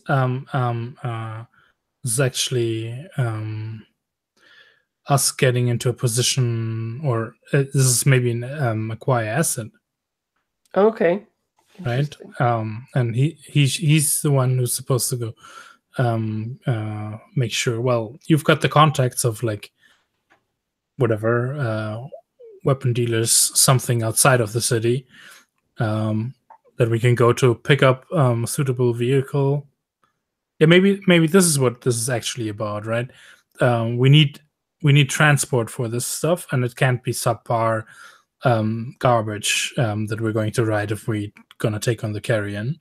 Mm-hmm. So we would need to pay a crew coin or crew jewel for getting us, like for enabling the acquire asset. Mm-hmm. And then we just see what the tier result. Then we see what the tier result is, and then we might need to bump it up with further jewel. Mm-hmm. And then maybe it's time for like a action roll where we're like, well, like you can't expect us to be like investing so much in this. Right. Okay. I like it. Which sucks to be rolling, but I'll just roll our tier then, because it doesn't really make sense to bump it up. Or does it right away? So, well, you want to be getting to get tier. You want a 4 out of 5, right? Yeah. A 6 would be a tier above you, and your tier. Are you tier 1 yet? No, which is 0. Yeah, that's an issue here. I'll put, if that's okay with everybody, put a second jewel in right away. So we actually get 1 die and see where we're at from that point. Damn, there you go. Nice. So it's a tier 1 transport. That makes us only like 1 step, like transport wise at least. Mm-hmm. Versus, and then do you want to? I mean, if we pay, we get a crit here, so that might be worth it, right? Yeah, you get tier +2. Also, why don't we make? Well, I'll accept 2 things. You can either pay, or we could make the subsequent roll of you being like, "But come on," and if you succeed, then I'll bump it up a tier. Oh yeah, the Steve is totally like getting impatient while we're discussing this, and there's a point where whatever he was holding, he like in the middle of Kyan talking, he just throws it, and it's slammed into like past his face into the other side of the wall, and I like punch the desk and stand up, and I'm like how are you trying to screw us over? Like, this is a trap by the carrion for us, isn't it? Right? And like someone else needs to step in. So I think this is actually command that I want to be, or no, it's control, right? Yeah, To be you're like manipulating them. Yeah. manipulating, being forceful about this into a thing. And now, like the relationship might be online. Like risky makes like good sense, right? Yeah. Um, You're also scaring the kid, I think. oh yeah, forgot about that.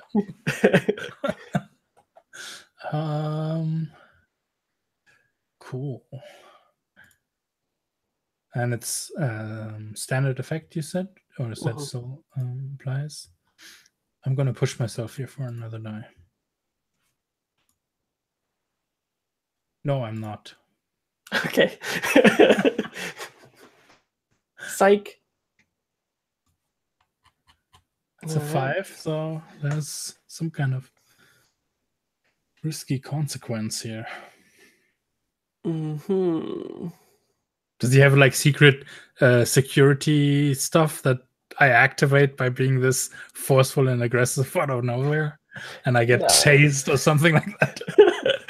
Yeah, you piss yourself. Sorry. Now let's see. Reduced effect, suffer harm, no complication.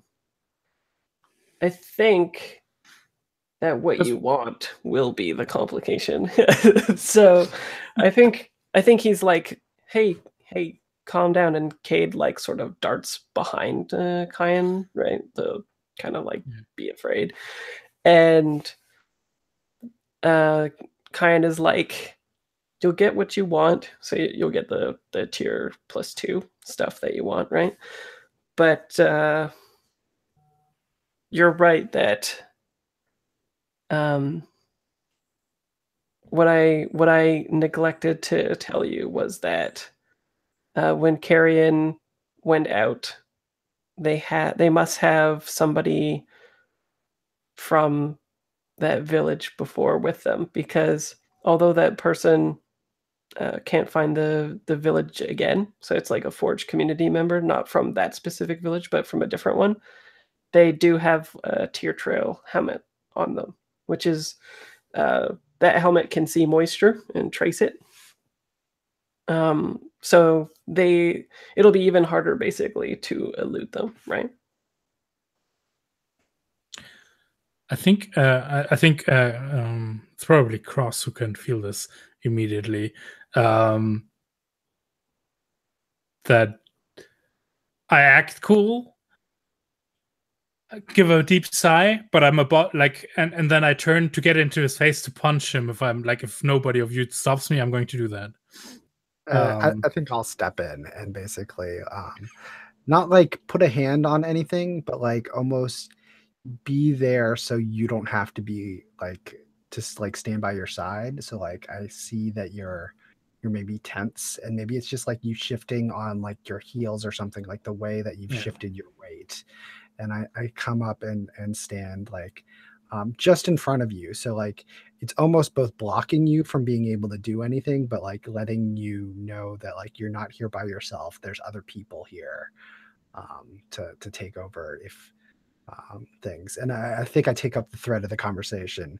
I'm like, well, what do we know about the people who are following the Carrion, and what do we know about these Carrion? Like, because if we're going to take them out to stop them following these other people, as much information as we can get will be useful to take them out. All we know of the betrayer, is that they have a Tear Trail helmet. When Cade was thinking to lose them in the mist, they saw the blue lights from the helmet emitting, and then quickly circled back. Cade never saw the person, but the mark and the glint and the light of the Tear Trail helmet is unmistakable. And I think like the wind kind of like flutters the tarp ominously a little bit, right? Yeah. And then Kyan looks at the Steve and says, maybe you'd better walk it off.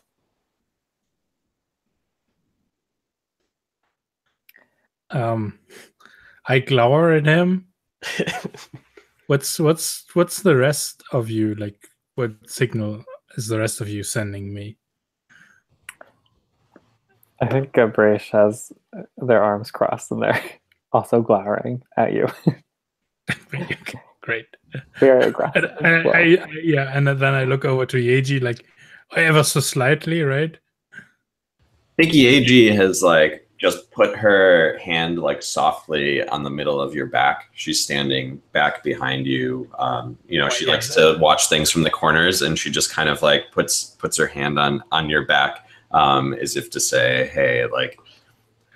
Yeah, I have to like breathe deep and close my eyes, and then like I turn on the spot and like storm out.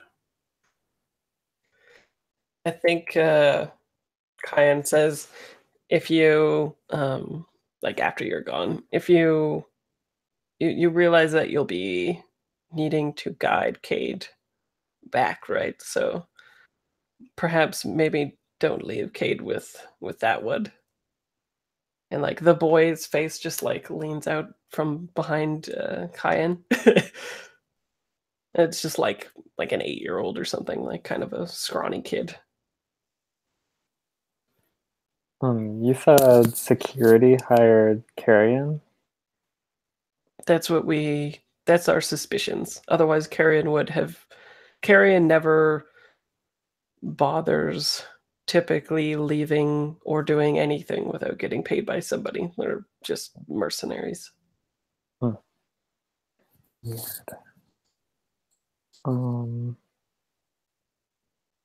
That's all I got for questions. I have other plans, but So what's the rep for Carrion? Like, are they like what are they known for?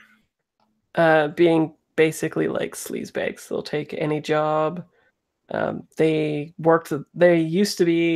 like what happens to all Blades crews, right? They started off at tier 0 and now they're tier 4, but they've become like the enemy. Like they've made it, but in the headquarters they're like known for being ruthless even to one another, like trying to supplant the CEO, CFO positions, all that kind of stuff. They have internal politics and strife often. They have like teams of people that range from tier like 1 to 4, and they dispatch them depending on how much people can pay, and they're not like humanitarian at all. They're pieces of shit. So I think it's sort of the response of like these guys, they care about the payout. We just make it more costly for them to try to track these people and to stay with it. They're going to back off. It's not worth it to them. That's all we have to do.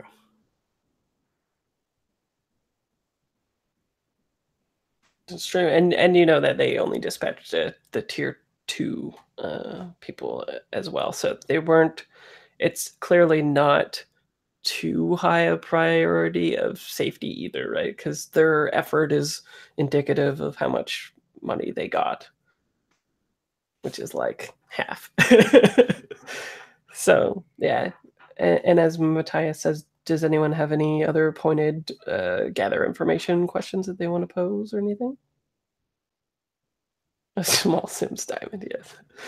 I mean, the thing I want to know is like if we really just have to make it costly, is like how can like we hurt them the most of this? Like how can we make it the most costly for them?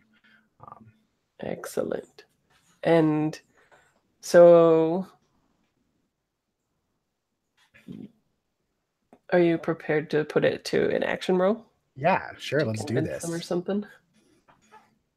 I have a pretty cool idea that I hope you get. yeah. So I wonder I mean, I feel like this has to be insight of some sort, either study or survey. Sure, yeah. Unless you're trying to be charming about it or something like that. Yeah, that's true. Or you could like name drop people for networking. Yeah. I mean, this might not be in here, like talking with these folks as the gather information, and maybe this is sometime else. Sure. But maybe it's me talking to Hannah, my friend who's the retired military, about talking with her, trying to get an understanding of like what they know about Carrion and their standard actions, and like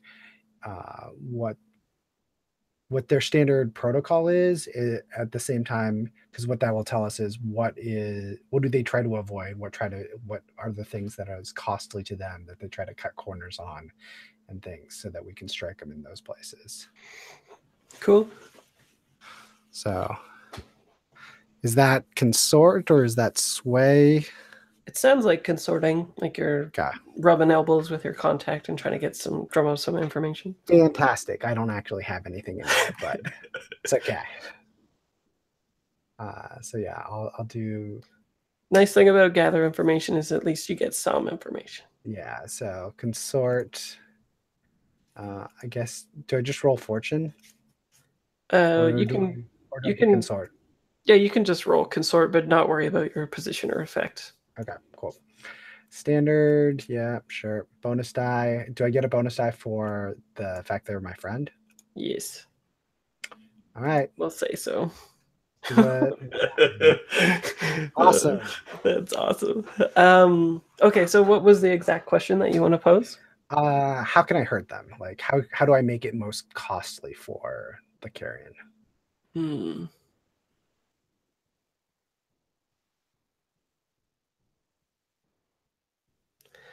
Get at their take out their equipment, like whatever they always. I think she tells you a story about how, like, is it a she? Yeah, I think Hannah's a she. Yeah, okay. I think she tells you a story about how Carrion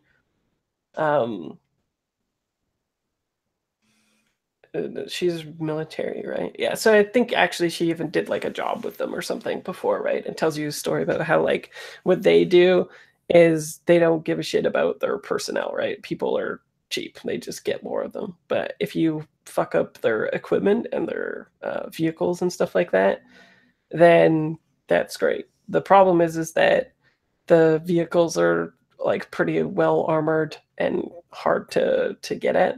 You'll be at least getting +2 like equipment from Matthias's role and stuff like that. So at least you'll be pretty good with that. But since you rolled a 1, I think Hannah doesn't have any specific ideas of how you could fuck up the equipment or the vehicles.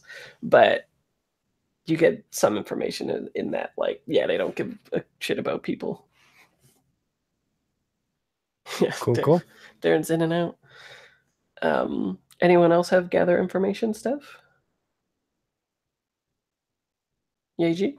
Yeah. So I don't know if this makes sense, because like Yeji is not necessarily going to be somebody who's gonna like talk to people to figure things out, but I'm wondering if like there's a way for her to kind of like go in advance in some way and kind of like scope things out. Maybe she sits with Cross and Gabrash and kind of figures out like, what do you need to know to make this effective? And then would head that way. Cause she's more of like a sneaky, like I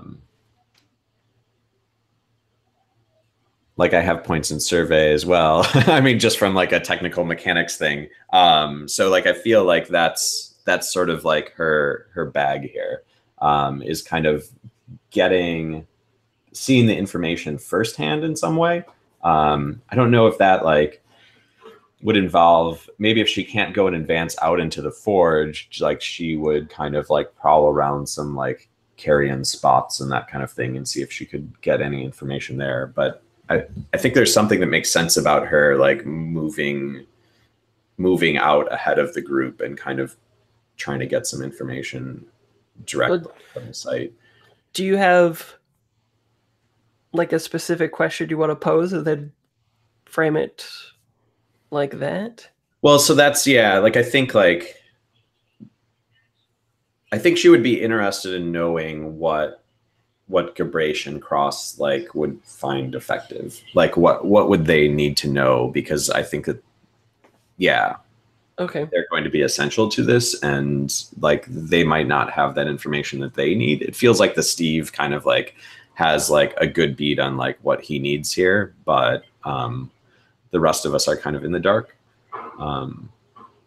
Well, remember too that so Cade, you know that since they described their job as kind of like Kyan is the liaison and the endpoint would be Cade and their family. But Cade is also like a slide, right? Like they can get in and out of cities very easily.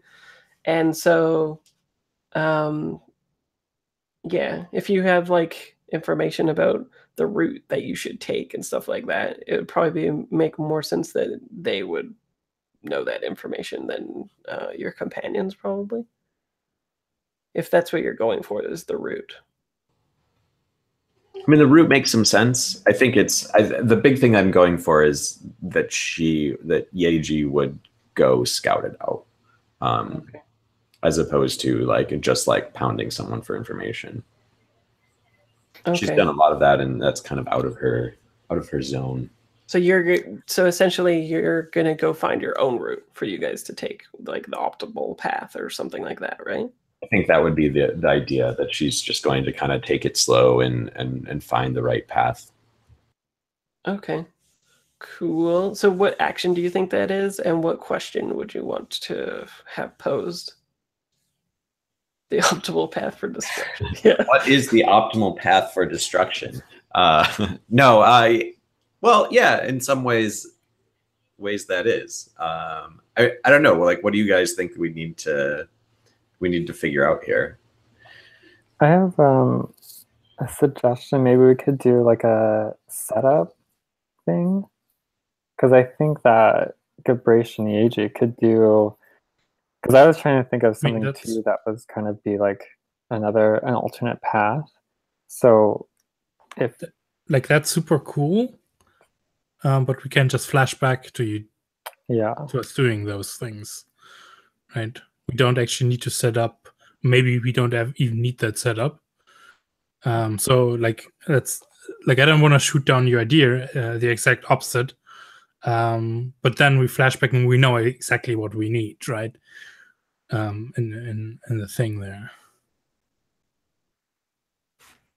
Yeah, like you could just decide the plan, and then you could do a flashback being like, Yeji already scouted this out, and so I know that if we take this path up the right bend or whatever, then their vehicles are going to have a hard time getting up there, whereas people could scale it easily and quickly, or stuff like that.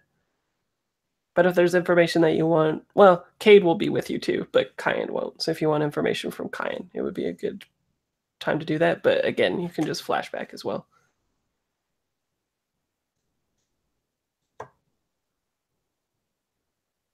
Do people know do you have enough information to decide what the funnest plan is basically already? I think so. I think the only way is to earn another die by like knowing where's the best spot in the route to make them chase us and start doing stupid things or something like that, right? Like an ambushy thing going on. In a way, right? Like getting knowledge of the terrain. When do we let them know that we know that they're there? But when they then have to like rush things and stuff like that. Mm-hmm. Stuff like that. But that's the only thing. Otherwise, I think we could also go to the engagement negotiations. Well, maybe Gabrish wants to talk to Cade then. The kid? I mean, I don't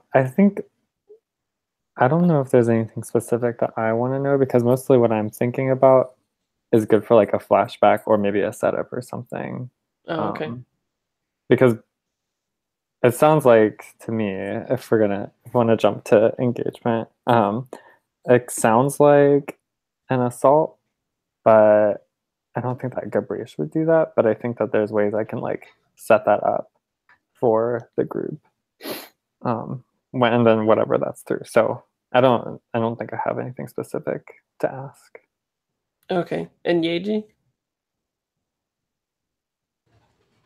Yeah, I think I'm good as far as what they would be able to give. Yeah. That's what I was also pushing for, Matthias.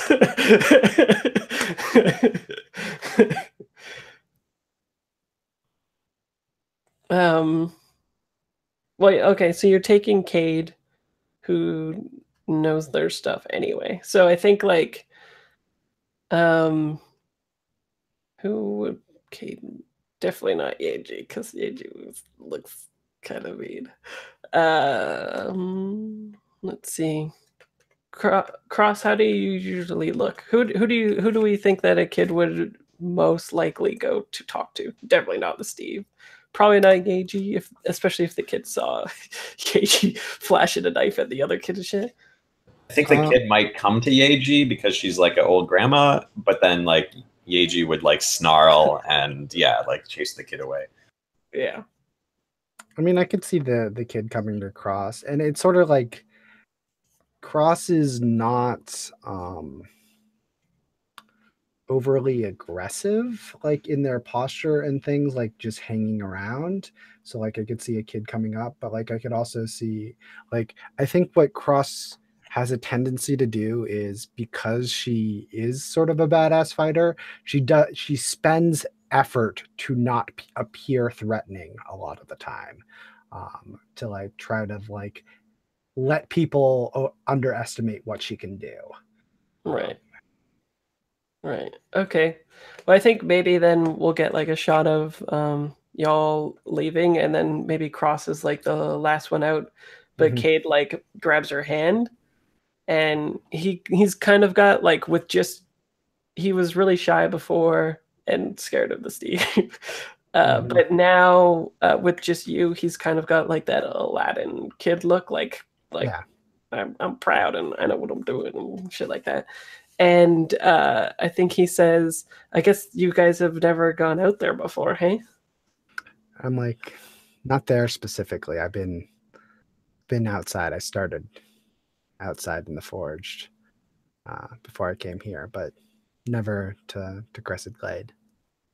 Yeah, and I think he just like does that thing with kids where they like pull on your head to make you like stoop to them. Yeah, I get down. And he's like, I think he even does something like goes like that over to your ear to tell you, and he's like, why don't we go when an act of God hits, and then we'll just go through it, and they won't know. They won't know. You've done this before, haven't you? He's like, 1, 2, 3, a lot of times. Like, it's a good plan. We should do that. And I'm like, remember these things. These things are useful. Yeah. And he kind of laughs and he's like, I could tell which one of you have lived outside of the walls before, that's for sure. I just chuckle and like laugh with him, and then like kind of like stand up. He's like, yeah, as much as people try to hide what their past is, sometimes you can't. Cool. Yeah. And then, so I think mechanically, I think if you do go when an act of God hits, you'll definitely be bold and daring. Whereas before, I don't think you would have been. Does that make sense? Yeah, that makes Depending sense. on your plan, anyway. You'll tell me, though. So, yeah, do people have an idea of what they want the plan to be? Like, what type? Then we'll do load. I mean, it's clearly transport. Maybe. It is... I see transport or assault, depending on like what we're doing. Because like if it's purely just causes much damage to the carrion so that they back off, then we can let the transport, let the people who are going get there by themselves. Like we don't actually have to follow them and transport them. We just have to do the damage. Yeah, it's the question: do we want to do an ambush where we take them head on, basically, right? Or do we want to be like setting out traps and leading them down into their ruin, and then it's more of a chase situation where we try to get them into difficult spots, and then it would be more transport. Yeah, especially well, because I wasn't sure as well, because you were saying to like, is the actual mission getting Cade back to the mission, or is the mission like fucking up Carrion so much that they abandoned this course of action forever, right? Because on the one side, Cade would be like, "Yeah, I'm safe, I'm back at the place," but they might just be like, next time Cade's in the city or a group from the sorcerers or whatever, then it sort of just prolongs the problem. Whereas it seemed like before people were talking about like, we need to dissuade them from ever doing Yeah, this or whatever. I think that is it, right? Yeah, I thought we were trying to like get the Carrion off this track completely. Yeah, so probably less transport then, right? Because you want to hurt them more than... Let's hurt some folks. Yeah, I was more thinking, do we want is it a battle or is it a chase? Oh, okay. At the outset, that was my thoughts more. Gotcha. Yeah. I think after what happened in the warehouse with our last score, Yeji is very skeptical of any plan that's like a head-on like assault. Like, I think she is probably pushing the group for something that's a little like sneakier and is not an upfront bloodbath. Right. Because another plan could even just be like, when the act of God is hitting, and you could use your specialized tech to traverse through it, whereas they might just get messed up. And the whole idea is you tricking them into going into the same act as God as you, and you're going through it, but they're going to get like messed up or whatever too. And we can certainly help with messing them up. Yeah. She says. Totally, yeah. Just depends what, like John Harper says, right? Just choose the funnest thing that you want to do, which is generally good, but sometimes not. But mostly it's a good rule of thumb. Especially for, like I was saying before, whatever you... Darren's got to get... whatever you want to see in the fiction, right? This session, let's do that. Especially when Darren comes back. So funny. Darren. I mean,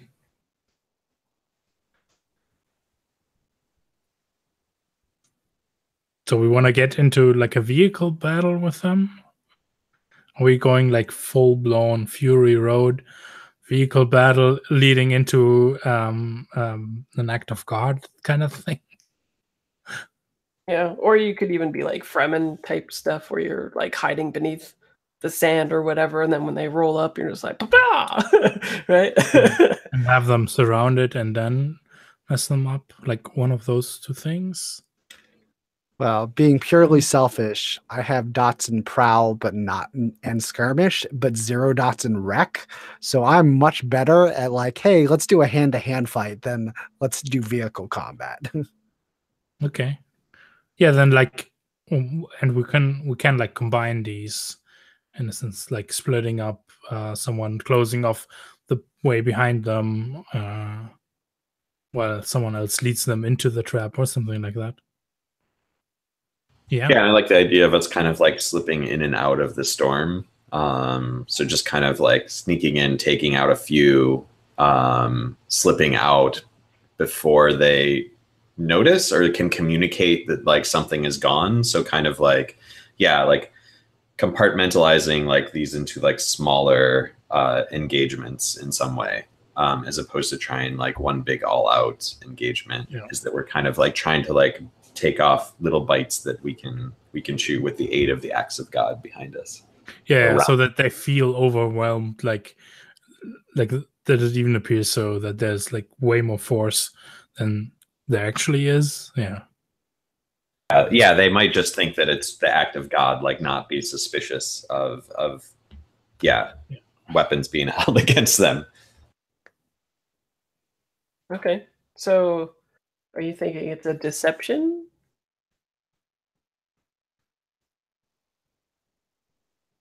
As long as we still get to kill people.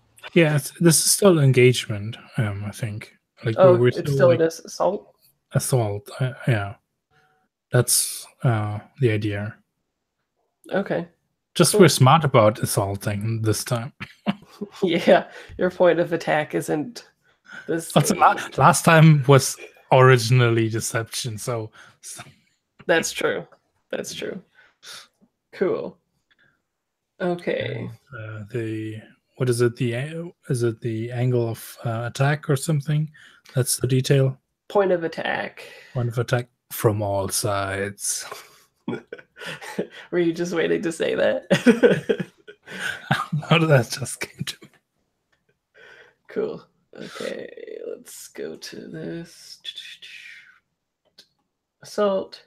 Do violence to a target. Detail the point of attack. Cool. All right. So are people ready to do it then? Yeah, I am. But I have a question. What's the Sunjet again? The Sunjet is like a much better weapon than most people use, and it basically like cuts a swath of like a path of like plasma. Sweet. And airburst ammo? Before it gets to the target, it blows up. Okay, cool. Yeah. And if it's in bold on your items, then it costs an extra heat because tracers look for that stuff. And it has a trail. Okay. Maybe a detail, like to be more detailed, maybe this is supposed to happen. The point of attack is when the path leads through some kind of landscape that makes sure there's like they're blocked off, like so we don't need to cover every side of escape or something like that, like just over a ridge down a slope with like a cliff side that something like that, rocky side or something in that direction. Okay. And are you doing it when an act of God is hitting or no? Yeah. Okay. So I think you'll get the bolder daring for it, right? But I think it'll be changing people's effects depending on what's happening in that. And I think if you're doing it closest to the village, the act of God would be kind of like a cyclonic force, and that's sort of what continues to perpetuate the fog nearby.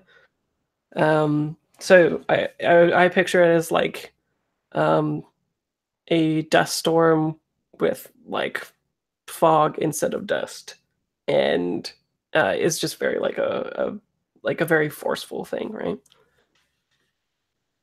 So, and which is fairly common in this region, which is why Cade was like, maybe we go when a storm hits. So, okay, so start with sheer luck. Who wants to do the engagement roll? PS.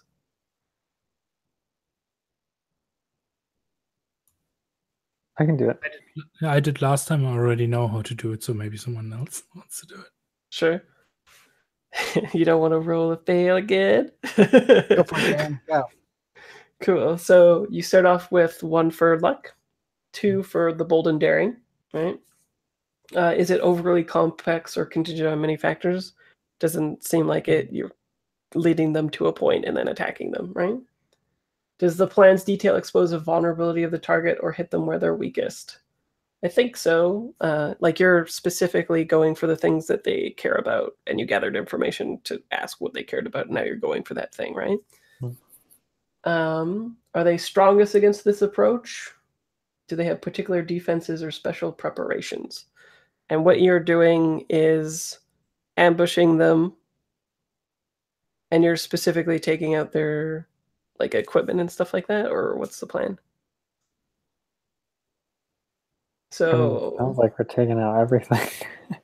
If people want combat. I mean, the thing I thought we were doing is like taking out their equipment, either like taking out the vehicles themselves or taking out like some of the equipment that they're using, so that they don't want to continue because that's the expensive part. So maybe part of it is also taking out people, but like the important part is taking out some of the equipment. interesting.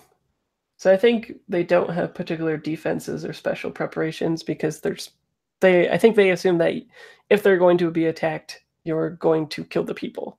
But instead you're sort of just like guerrilla warfaring their equipment stuff, right? And then just being like peace maybe or whatever. We'll see what happens. Yeah, right? like I imagine things like landmines that they run over, or like stuff that like, oh, now they have to spend 2 hours fixing whatever this thing is, and like, well, we use the spare on that. I hope we don't have to run into another one of those things. And can any of your friends or contacts provide aid or insight in this operation? I mean, I think mine can. I think Hannah could probably provide aid and insight. The ex-military? Yep, ex-military. And you gathered information with... I did Hannah gather already. information with her. Yeah, so we'll abstract that into that then. Any enemies or rivals? Let me check what your faction stuff is at, actually. We don't have any rivals. I don't know what you're talking about.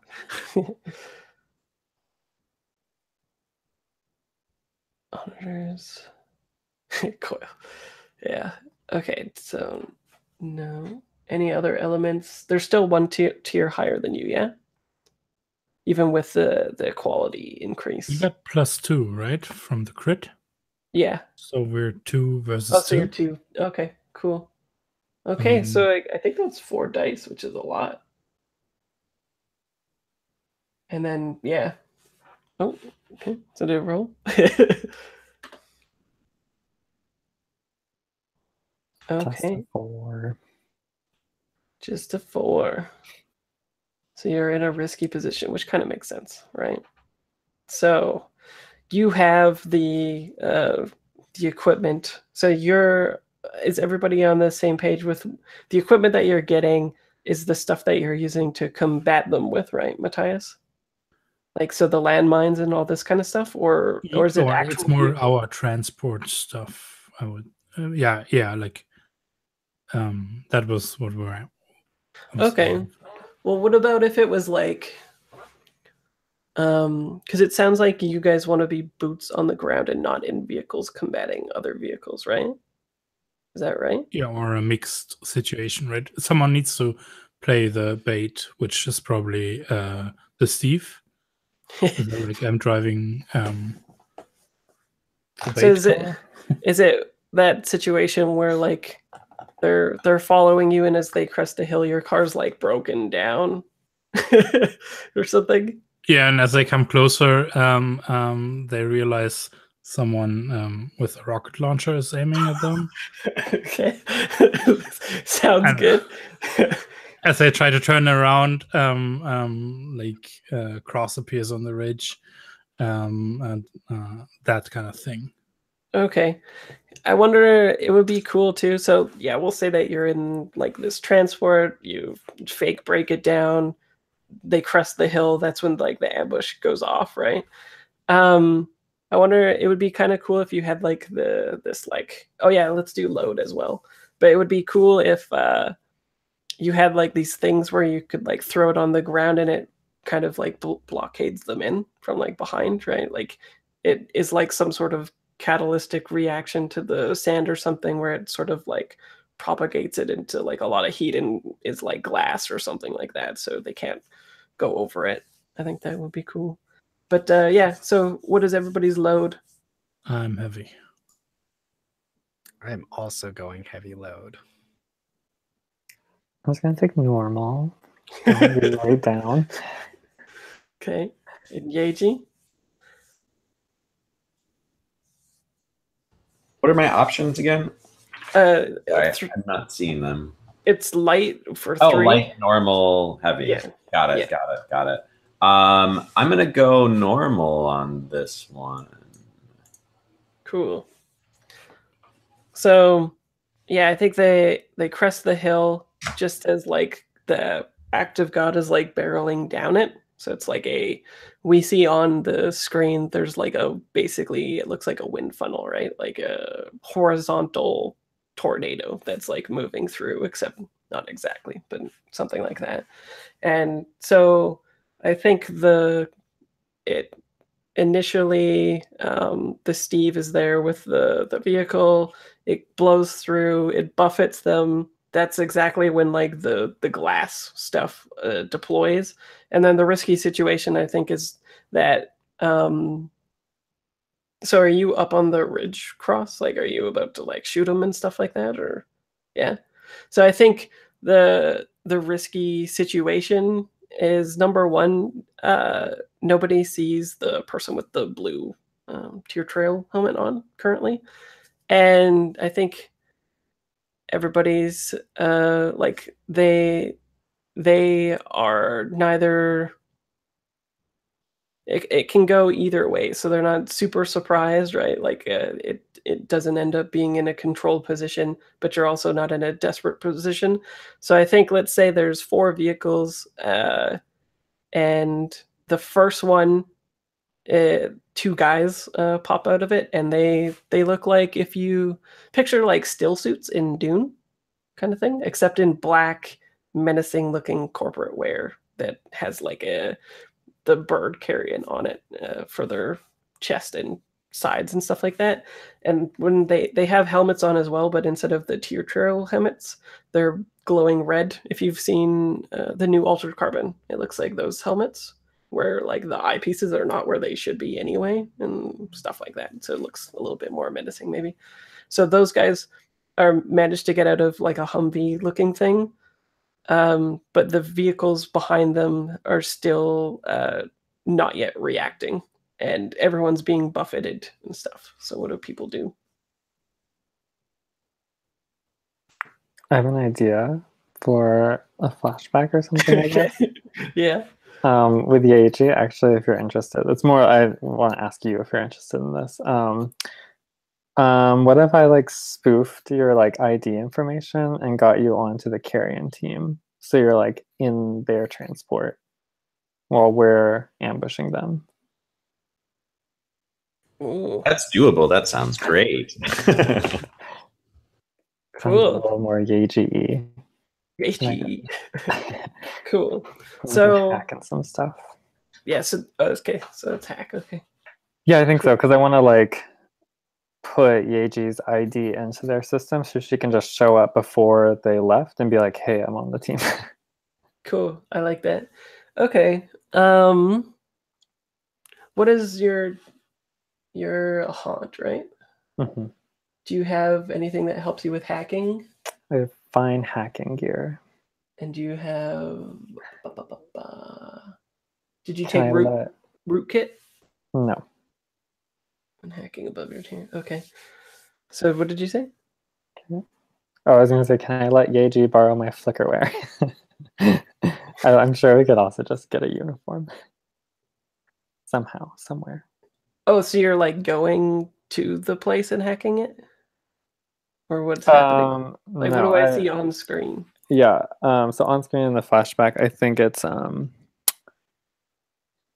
I think maybe it's leveraging some of the like haunt communities uplinks or something to satellite. So I'm going to do like a long distance hack of this team's systems or maybe carrying systems, however the network works. And Right. I'm just going to like plug in some like they're nanites, so they're wrong usually, but it'll look right for their system. And then like whatever, like a resume with a headshot or something, whatever carrion does. So you like dragging Yeiji's picture over in the screen and just like, there we go. Yeah. Cool. Okay. And you said you're hacking, right? So I think it's definitely risky. Mm-hmm. You have fine equipment. They're only tier 2. I think it would be limited effect, but if you push yourself, then you'll get standard effect.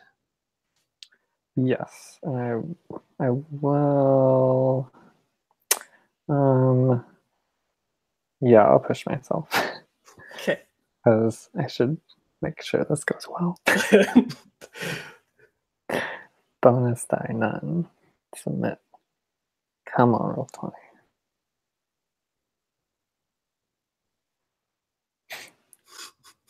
Well, at least it brings anticipation with your computer. Yeah, it really does. I swear I hit submit. Yeah, I'm sure it's coming. There we go. There we go. Cool. Okay. All right. 5. Okay. Risky complication. Sorry, Not a AD. serious complication. Do I have clocks going on for you guys right now? No. Okay. Let's go with...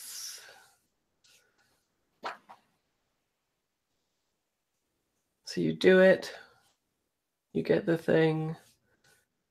Oh. I think a complication is that you do the thing and then they backtrace you. So they like find out where you're doing this from.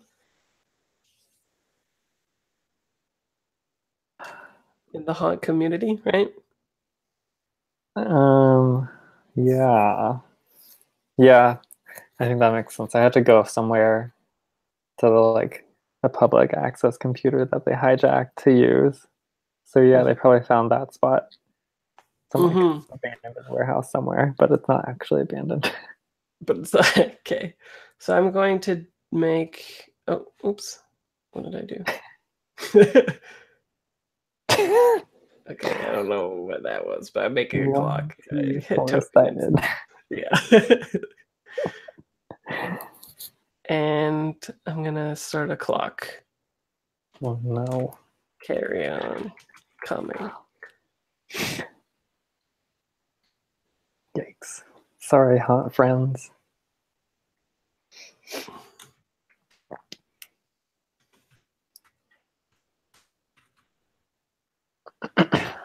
And I'm gonna be nice and just tick it once right now. Thank you. Oh, no. Okay. What did I do? Dang it.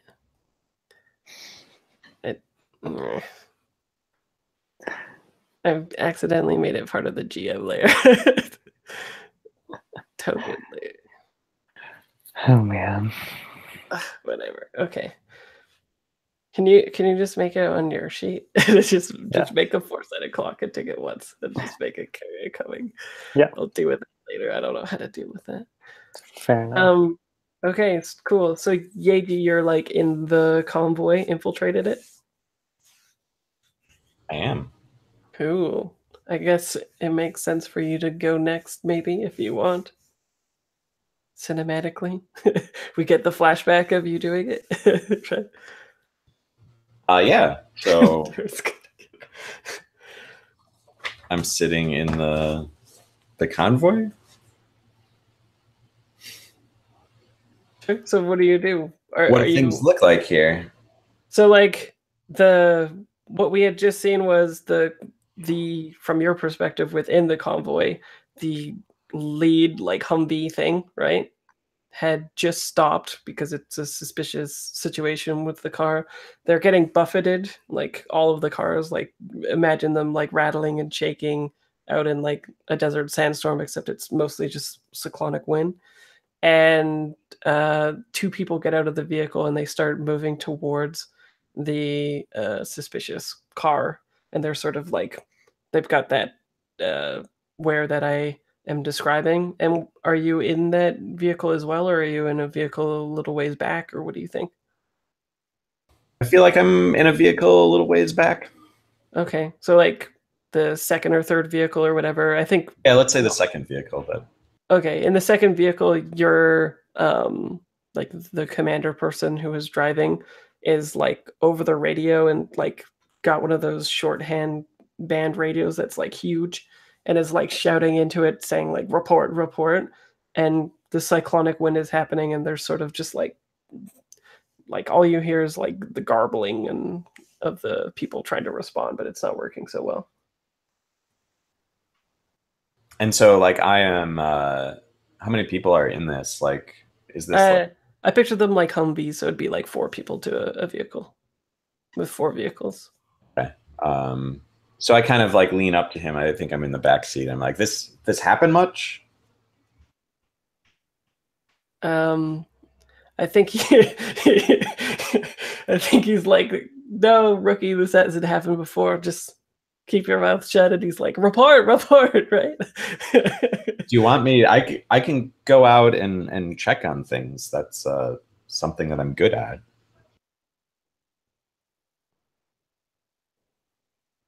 I think he's like too busy to even like you can if you want this to be the opportunity to slip away, you can do that. Like they're all quite busy and like not really paying attention. Okay, so yeah, he doesn't respond, and I'm just kind of like, I'll go check. I'll get you that report taken care of. And she exits the car, or the Humvee. She leaves the door open. And I think what I want to do is slash some tires as I kind of like move my way, pretending as if I'm going to check on what's going on with the first car. Okay. So why are you leaving the door open then? In case that storm comes in, I don't want them like sealed in. Like I am setting up any opportunity for the environment to disrupt things. Because the door's open? Yeah. If dust flies in, that's going okay. Okay, sure. So what action do you think you're taking with this? And is it actually a setup action? Or is it more like this car is going to be disabled by the end of this action? I think that would be the idea, is that like I am, disabling the car kind of sneakily as I head that way. I'd probably like pull out a blade and just kind of like scrape it along the tires as I walk by. Okay. And so is this do you think it's like a ghost or a wreck or? I think it would be a ghost. Like I'm trying to like make sure that nobody sees this. Like that's the big thing. I'm not trying to do like an immense amount of damage here. I'm just trying to do a minimal amount of damage for what I can kind of like get away with in sneaking. Yeah. And I think the vehicles on the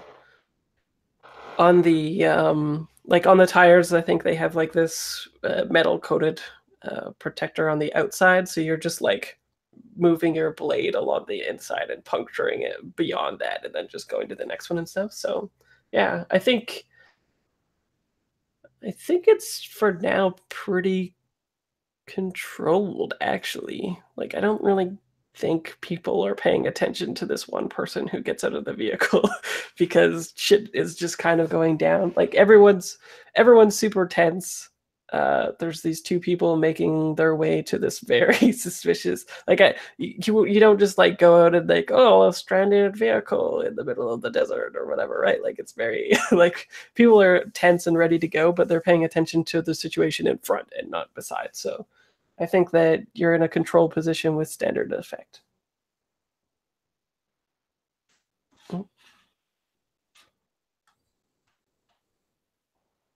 6, nice. That's not the worst.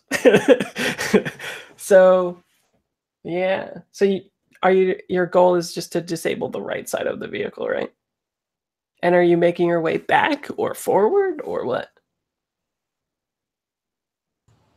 I think I am. Can we flat?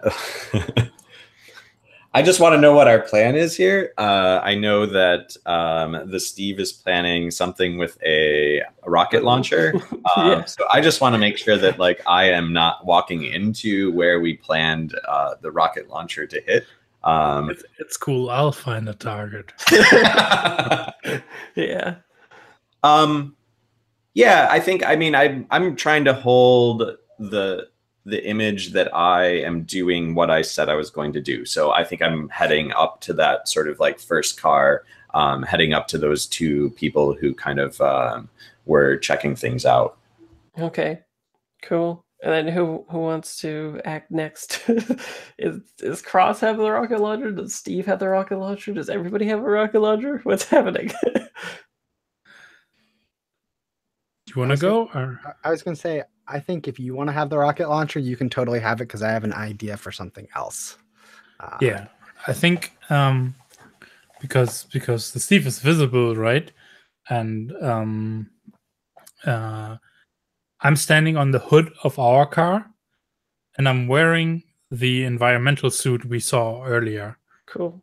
So I'm just gonna mark off armor right away that Sure. that I'm wearing it. And I was standing there like waving like this, right? Like on the hood of the car, like, yeah, we have a breakdown here. Yeah. Our car broke down.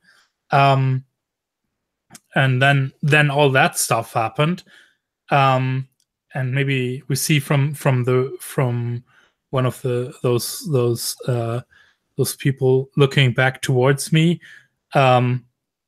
that have like stopped waving, and I lean down and then I pull up the rocket launcher. Oh shit. Yeah. So, And large then- weapon. Yeji hears a kind of like muffling from the people being like, "What the fuck is?" Cool. And I think I want to aim at the car on the one flank. I think the flank where the storm is coming from, right? To block people in. No? The other one? But let me take the side that the storm's coming in. I got an idea for the storm. Okay. Yeah, cool. Then I'm aiming. Yeah. See, no, this makes a lot more sense. I'm aiming at the car that like pulled up against the cliffside there. So I'm like, I don't even need to hit this all too well. I'm gonna make rocks drop on their heads, right? Or Right. something like that. Yeah. Rough day. So yeah, that makes perfect sense to use wreck here. Yeah. So you're hitting like a cliff face, basically. Yep. Or are you? Or like just above the right. It's cool if the car, like if I hit the car, that's fine as well. But I'm right. Either way, shit's gonna get wrecked. Yeah, that's the idea.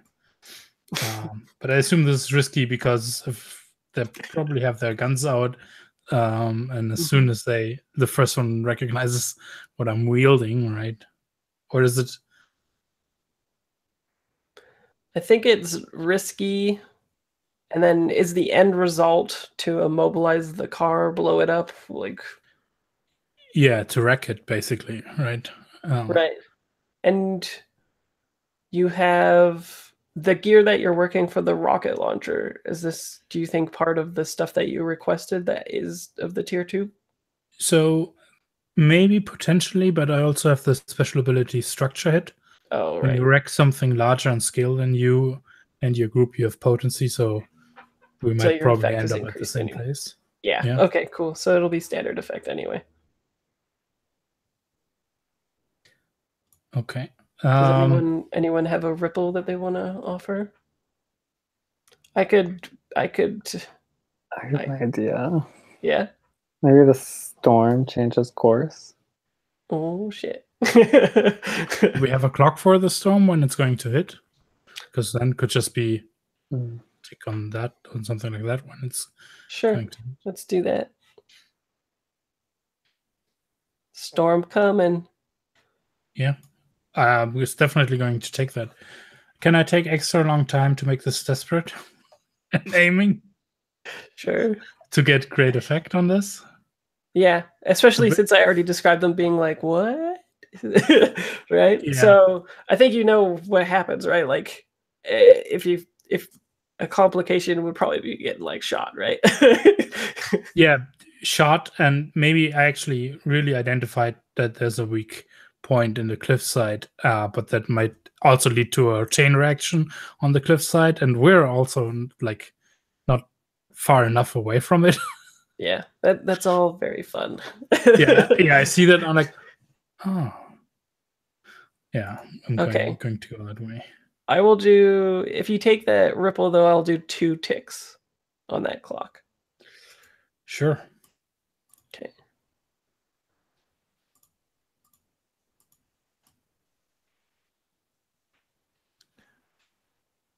Okay. So how many dice are you rolling? 2. Oh, wow, okay.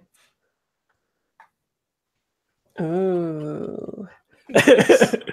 That's that good stuff right there, right? Did you mark your XP? Yep. Cool. Okay, so yeah. So I think we get that. We cut back to those same officers who Yeji like can like probably barely hear or something, right? Where you hear them being like, "What the heck is that?" And the other guy's like, "Don't worry about what that is. Just fucking shoot it, soldier," right? And then they, I think, because of all the stuff that's happening, I think the veteran guy does his like kneeling pose, locks it in with the shoulder, and squeezes off just like a couple rounds, and one of them nails you like right in the gut, and then the other guy who's shooting just doesn't fucking hit anything. Can it actually be right at the moment where I would want to shoot, but it hits me, so the rocket goes flying up in the air? Okay, yeah, I like that. Sure, you can so shoot what a harm rocket level into are we the air. talking? You're on equal footing for equipment, right? Oh, well, I mean, if they hit me with a round square in the chest, I don't. Does it matter? Is this 4 or 3 harm? That's what I'm my question, I guess. Well, because It's the beginning. We'll say 3. Okay. It has just been the beginning. Yeah, I'm going to use armor here to make it level 2 harm, right? Do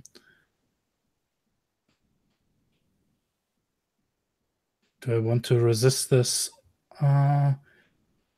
You could resist it 2 different ways, probably too, right? Like you could take it and get the shot off on them, or resist the actual like bullet, I guess, right? Like hitting you, like unless you want a rocket in the air, right? Yes.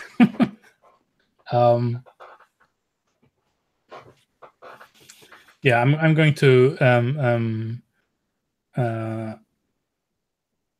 yeah, I'm going to resist this by realizing that pulling like I'm like, whoa, they're fast. Like I was like thinking about the nice cliffside that I'm going to wreck now, right? Yeah. And then it's like, oh shit, and still get grazed or something like that. This would be prowess, I assume, like trying to duck away. Totally. But I still fire the rocket. Yeah. Cool. Yeah, that's okay. Yeah, that's not too bad. And I think, yeah, I like I turn away and something does hit me and I drop behind the car. Right. Yeah. Cool. Do you want to give me a random fortune roll to see what happens with this rocket then? Sure. We'll say 6 is like it still ends up hitting your target miraculously, the cliff face, and then coming back down. Yeah. Yeah, and then a mid result will be bad for everybody, I think, and then a really bad result will be it probably just went straight up, my friend. And with 1 die? Or 0 dice? No, it won't be 0. Just give me a 1 die, yeah.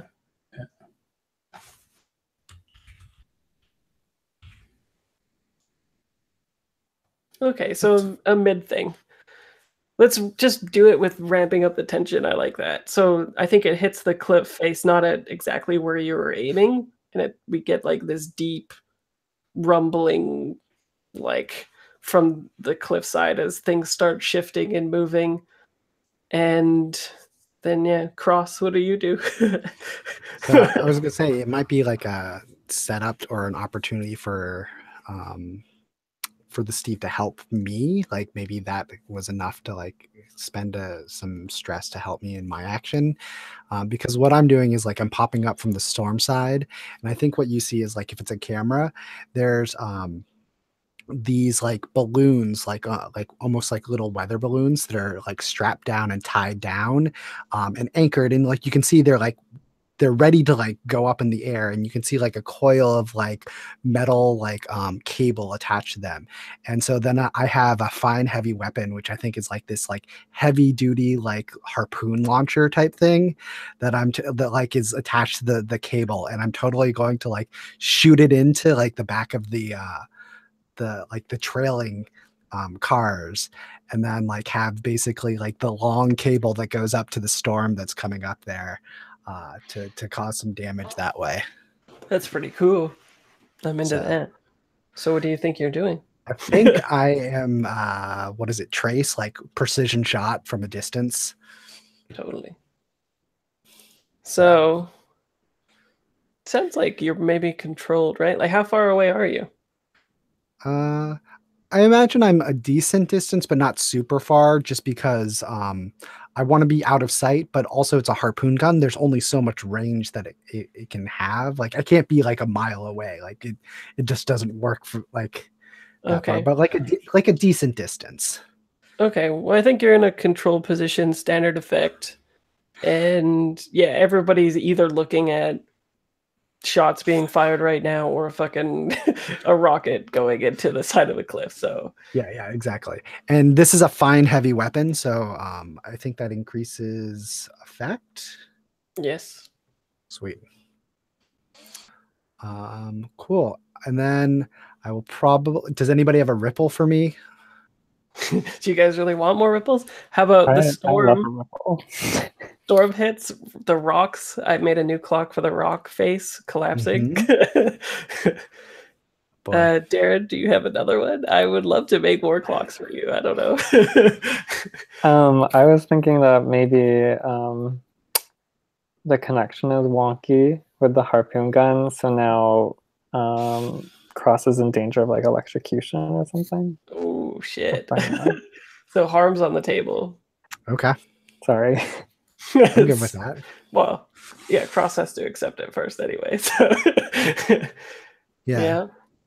Do you like that? Yeah, I'll take some harm. Okay. And are you like you're already great, I guess. You could take extreme, but or no, you're doing a ripple, so it's plus 1d, right? Yeah. So I'm at great with but plus 1d is kind of where I Yeah. think. That's a good Right. place to be, Yeah. So controlled. especially in the control position. So Yep. Great. And I have one bonus die, unless anybody wanted to help somehow. Okay, I will take my I'm in plus no one bonus. position to help. Yeah, I'll take my I one love the help. bonus. I don't know how. Yeah, that's fair. okay. So control position. And remind me again, what was the end goal of this then? Just like the weather. Yeah. I'm gonna like the end goal is basically to harpoon. To me, I'm thinking like I'm gonna harpoon like a couple, like the back two of these, like maybe take a couple of shots. Like I have two balloons here, but ultimately this is going to lead me into a different action of doing the thing that our crew has, the military grade, of like triggering that to like strike these vehicles, like take out the vehicles just via the storm type thing. Oh, interesting. Okay. So yeah, well, so number one, you took the ripple, so Yep. you're taking. We'll say there's like a flare of lightning or whatever, right? That traces along the path that you've hit, and so I think that'll be 2 harm. Cool. And then the complication from this reduced effect. Ooh, I know. I like this. So I think you have reduced effect, and what that looks like is the thing, it like lands right in there. The balloon is like swaying and stuff like that. A gust hits it at the same time as like the Back to the Future strike on the line. And I think the balloon gets like a little bit twisted up in the end, like is maybe there's some like tall pines or something like that, and it gets twisted up in there. So it's not it's not a perfect. Yeah, it's like a risky situation because you're not sure if it's going to work or not now, right? For your next action. Yeah. So like I imagine I've fired off those things, the balloon's gone. And then the lightning strike is sort of like the foreshadowing of what's going to happen to the balloons. Like as I'm like going to cut that one that gets stuck up there, I get hit by a different like lightning or something. Oh, okay, cool. But like it's the foreshadow of what's going to come soon. well, maybe you guys can resist things. So. Oh, that's true. But not ripples. Not ripples, yeah. So Yeah, you yeah, still I'm get not harmed, I'm still but gonna get the harm. Do I want to resist the? Yeah, let's resist the balloon getting stuck because I want to keep the great effect. So maybe this is just me like climbing up there to like detangle it, and that's where I get stuck by the lightning. because you're like hands on it, right? Yeah, I'm hands on it as I'm trying to like get it up there. Okay. So Cool. all right, so I'll resist that. I don't have any bonus dice. Yeah. So 3 stress. Oh, it's a lot of stress. Yeah. And then so what do we think the last closing shot is? Maybe like we'll say part of the harm is also maybe this where you like touch it, you get zapped, and we get the Jurassic Park like you flying off the tree and hitting the ground, right? Exactly. Yeah. And then executive producer. If we want, I'll spend the 3 stress to do the hardcore thing, but that's going to take me out of the fight. But like, it also sort of makes sense if I just got shocked by lightning and it takes out the car. It's up to you guys, but I think it would be a nice place to end it here, right? Sure. And then next time you can, especially since someone else can trigger that move too. So I like the idea of you like being like, Gabrish, I'm on the ground, let's go. Go. Yeah. So let's do XP. Gabrish, do you want to start? Sure. What are my XPs? I didn't roll any desperate actions. Did I address a challenge with deception or influence? I sure tried. At least once with trying to get Yuji in. And then I guess starting the long-term project maybe? Yeah, what do people think? Remember this, I have the least save ever. Yeah. No, I think you have. Deception is definitely coming into play for both. Yeah, definitely. I'm aiming for it. I access my police trust heritage of background.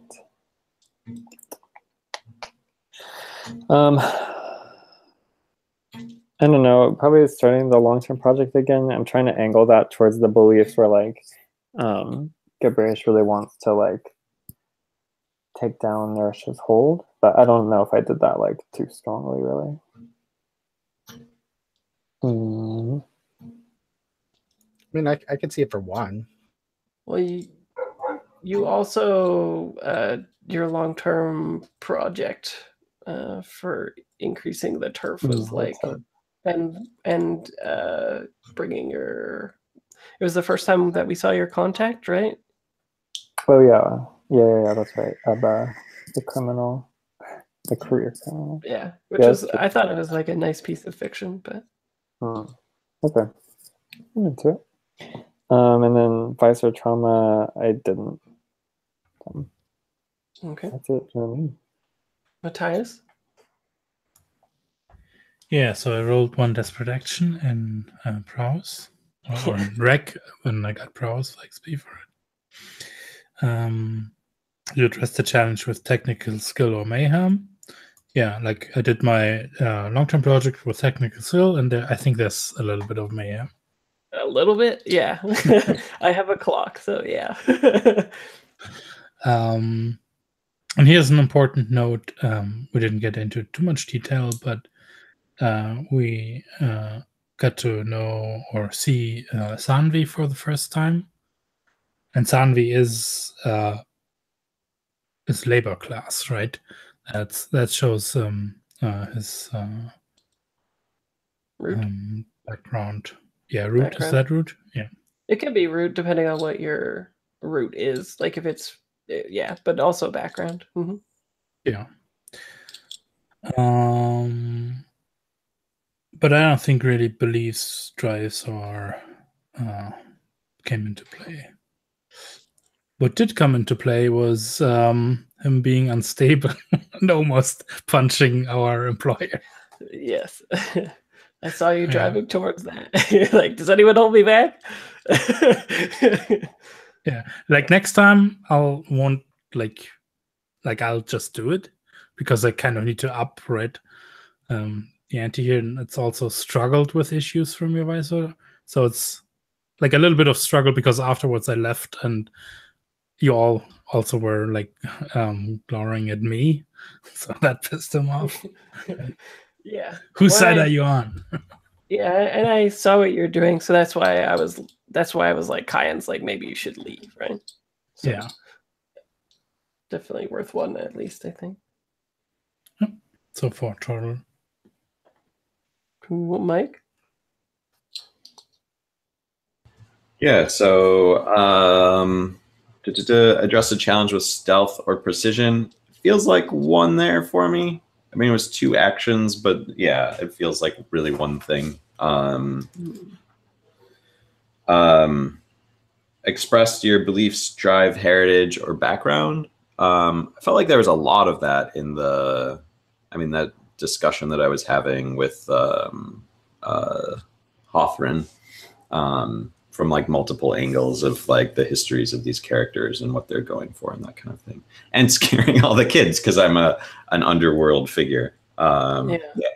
Also, conspiracy kind of bleeds into your downtime stuff, right? When you were like going to the place where everybody conspires.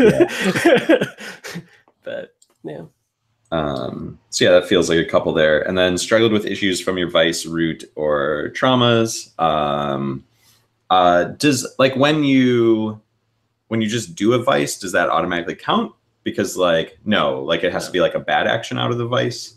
Well, it's something that causes you problems, like you struggle with it, right? Okay. If indulging is just like you're just yeah. And I like won out, so I don't know if I get that, but I mean, I think like her sort of like root and traumas are still in play here. So yeah, probably 1 there.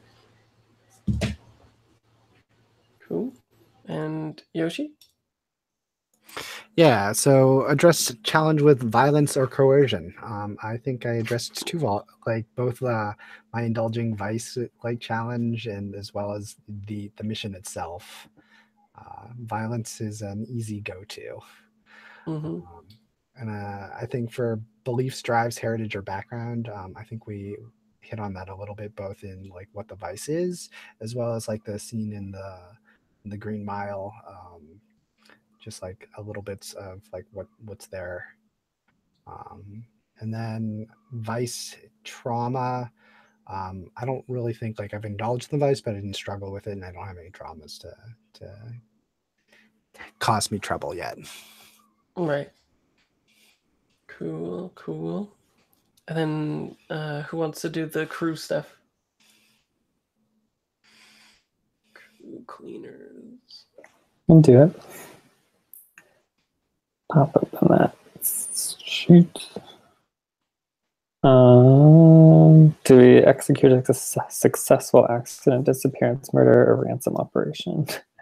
We're in the middle of one. Yeah. Consumer challenges above our current station.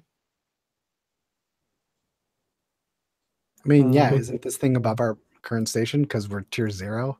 Pretty much everything's above our station. Yeah, that's the easy XP in the beginning.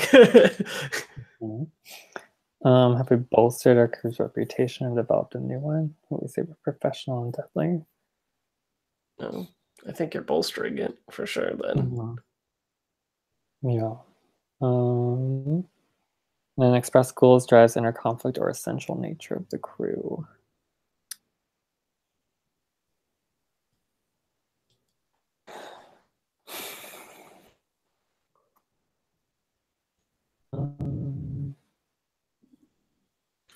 I mean, I would say so, because even this is like supporting Forge communities, and we seem to be very much in support of like minority communities, kind of in a way. Yeah, it seems like people are angling towards that for the crew, right? Where they want to target that stuff. Like we're a terrorist organization, like as Yep. Yep. I'm into it. And I think we probably should get a second one for that. For example, for in a conflict. Right, you didn't let me like blow up in that tent there. Sure. Our crew contact and stuff. I mean, that would be unprofessional, and we're professionals. Yes. There it is. Yeah. Cool. And particularly when we talked about what kind of fiction people wanted, it mostly is like about subverting the government, and like it seems like everybody's pretty much lined up for doing that type of stuff. So yeah. Cool. I think it was good. Yeah, we leveled up. Plus Woo! yeah. Hot dog.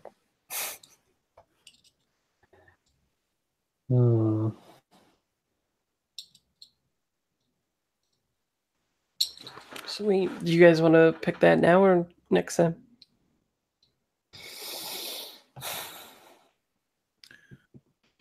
I do not know what we would want. Yeah, maybe next time we can take some time to think about it and come back with thoughts. Okay.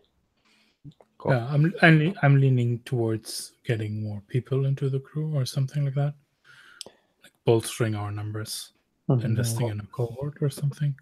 Mm-hmm. Yeah, I think that makes sense. Cool. Or maybe in a doctor. A doctor? Yeah. I mean, I expert. did just get hurt, so Both Yeah. of you. That Yeah. would be bad. One got shot, one fell out of a tree, got electrocuted. Yeah. Oh, by the way, do we start with a cohort? Or You am I no, reading this wrong? not cleaners, no. I Okay. kind of really like that. If we get an expert, maybe instead of a cohort, but or a gang or whatever, and we have a doctor, like someone on call. Cool. Yep. Yeah. Okay, so yeah, I guess just think about it. And then that's Or it. upgrade weapon quality. Make sure that since you got a level up, you get your stash as well, tier +2. So in your stash mark another 2. And I think that's about it then, right? Oh, in the stash in our personal ones, not in the Yeah. not the jewels for the crew. Yeah. Yeah. Each PC gets stash. Yeah. Cool. All right, I'm gonna stop this then. for our stash, should we have 4 in our stash now? Because we've leveled twice. Yeah. Cool. Yeah, and then just be aware that if you remove it, then it's 2 for 1, right? Right. Cool.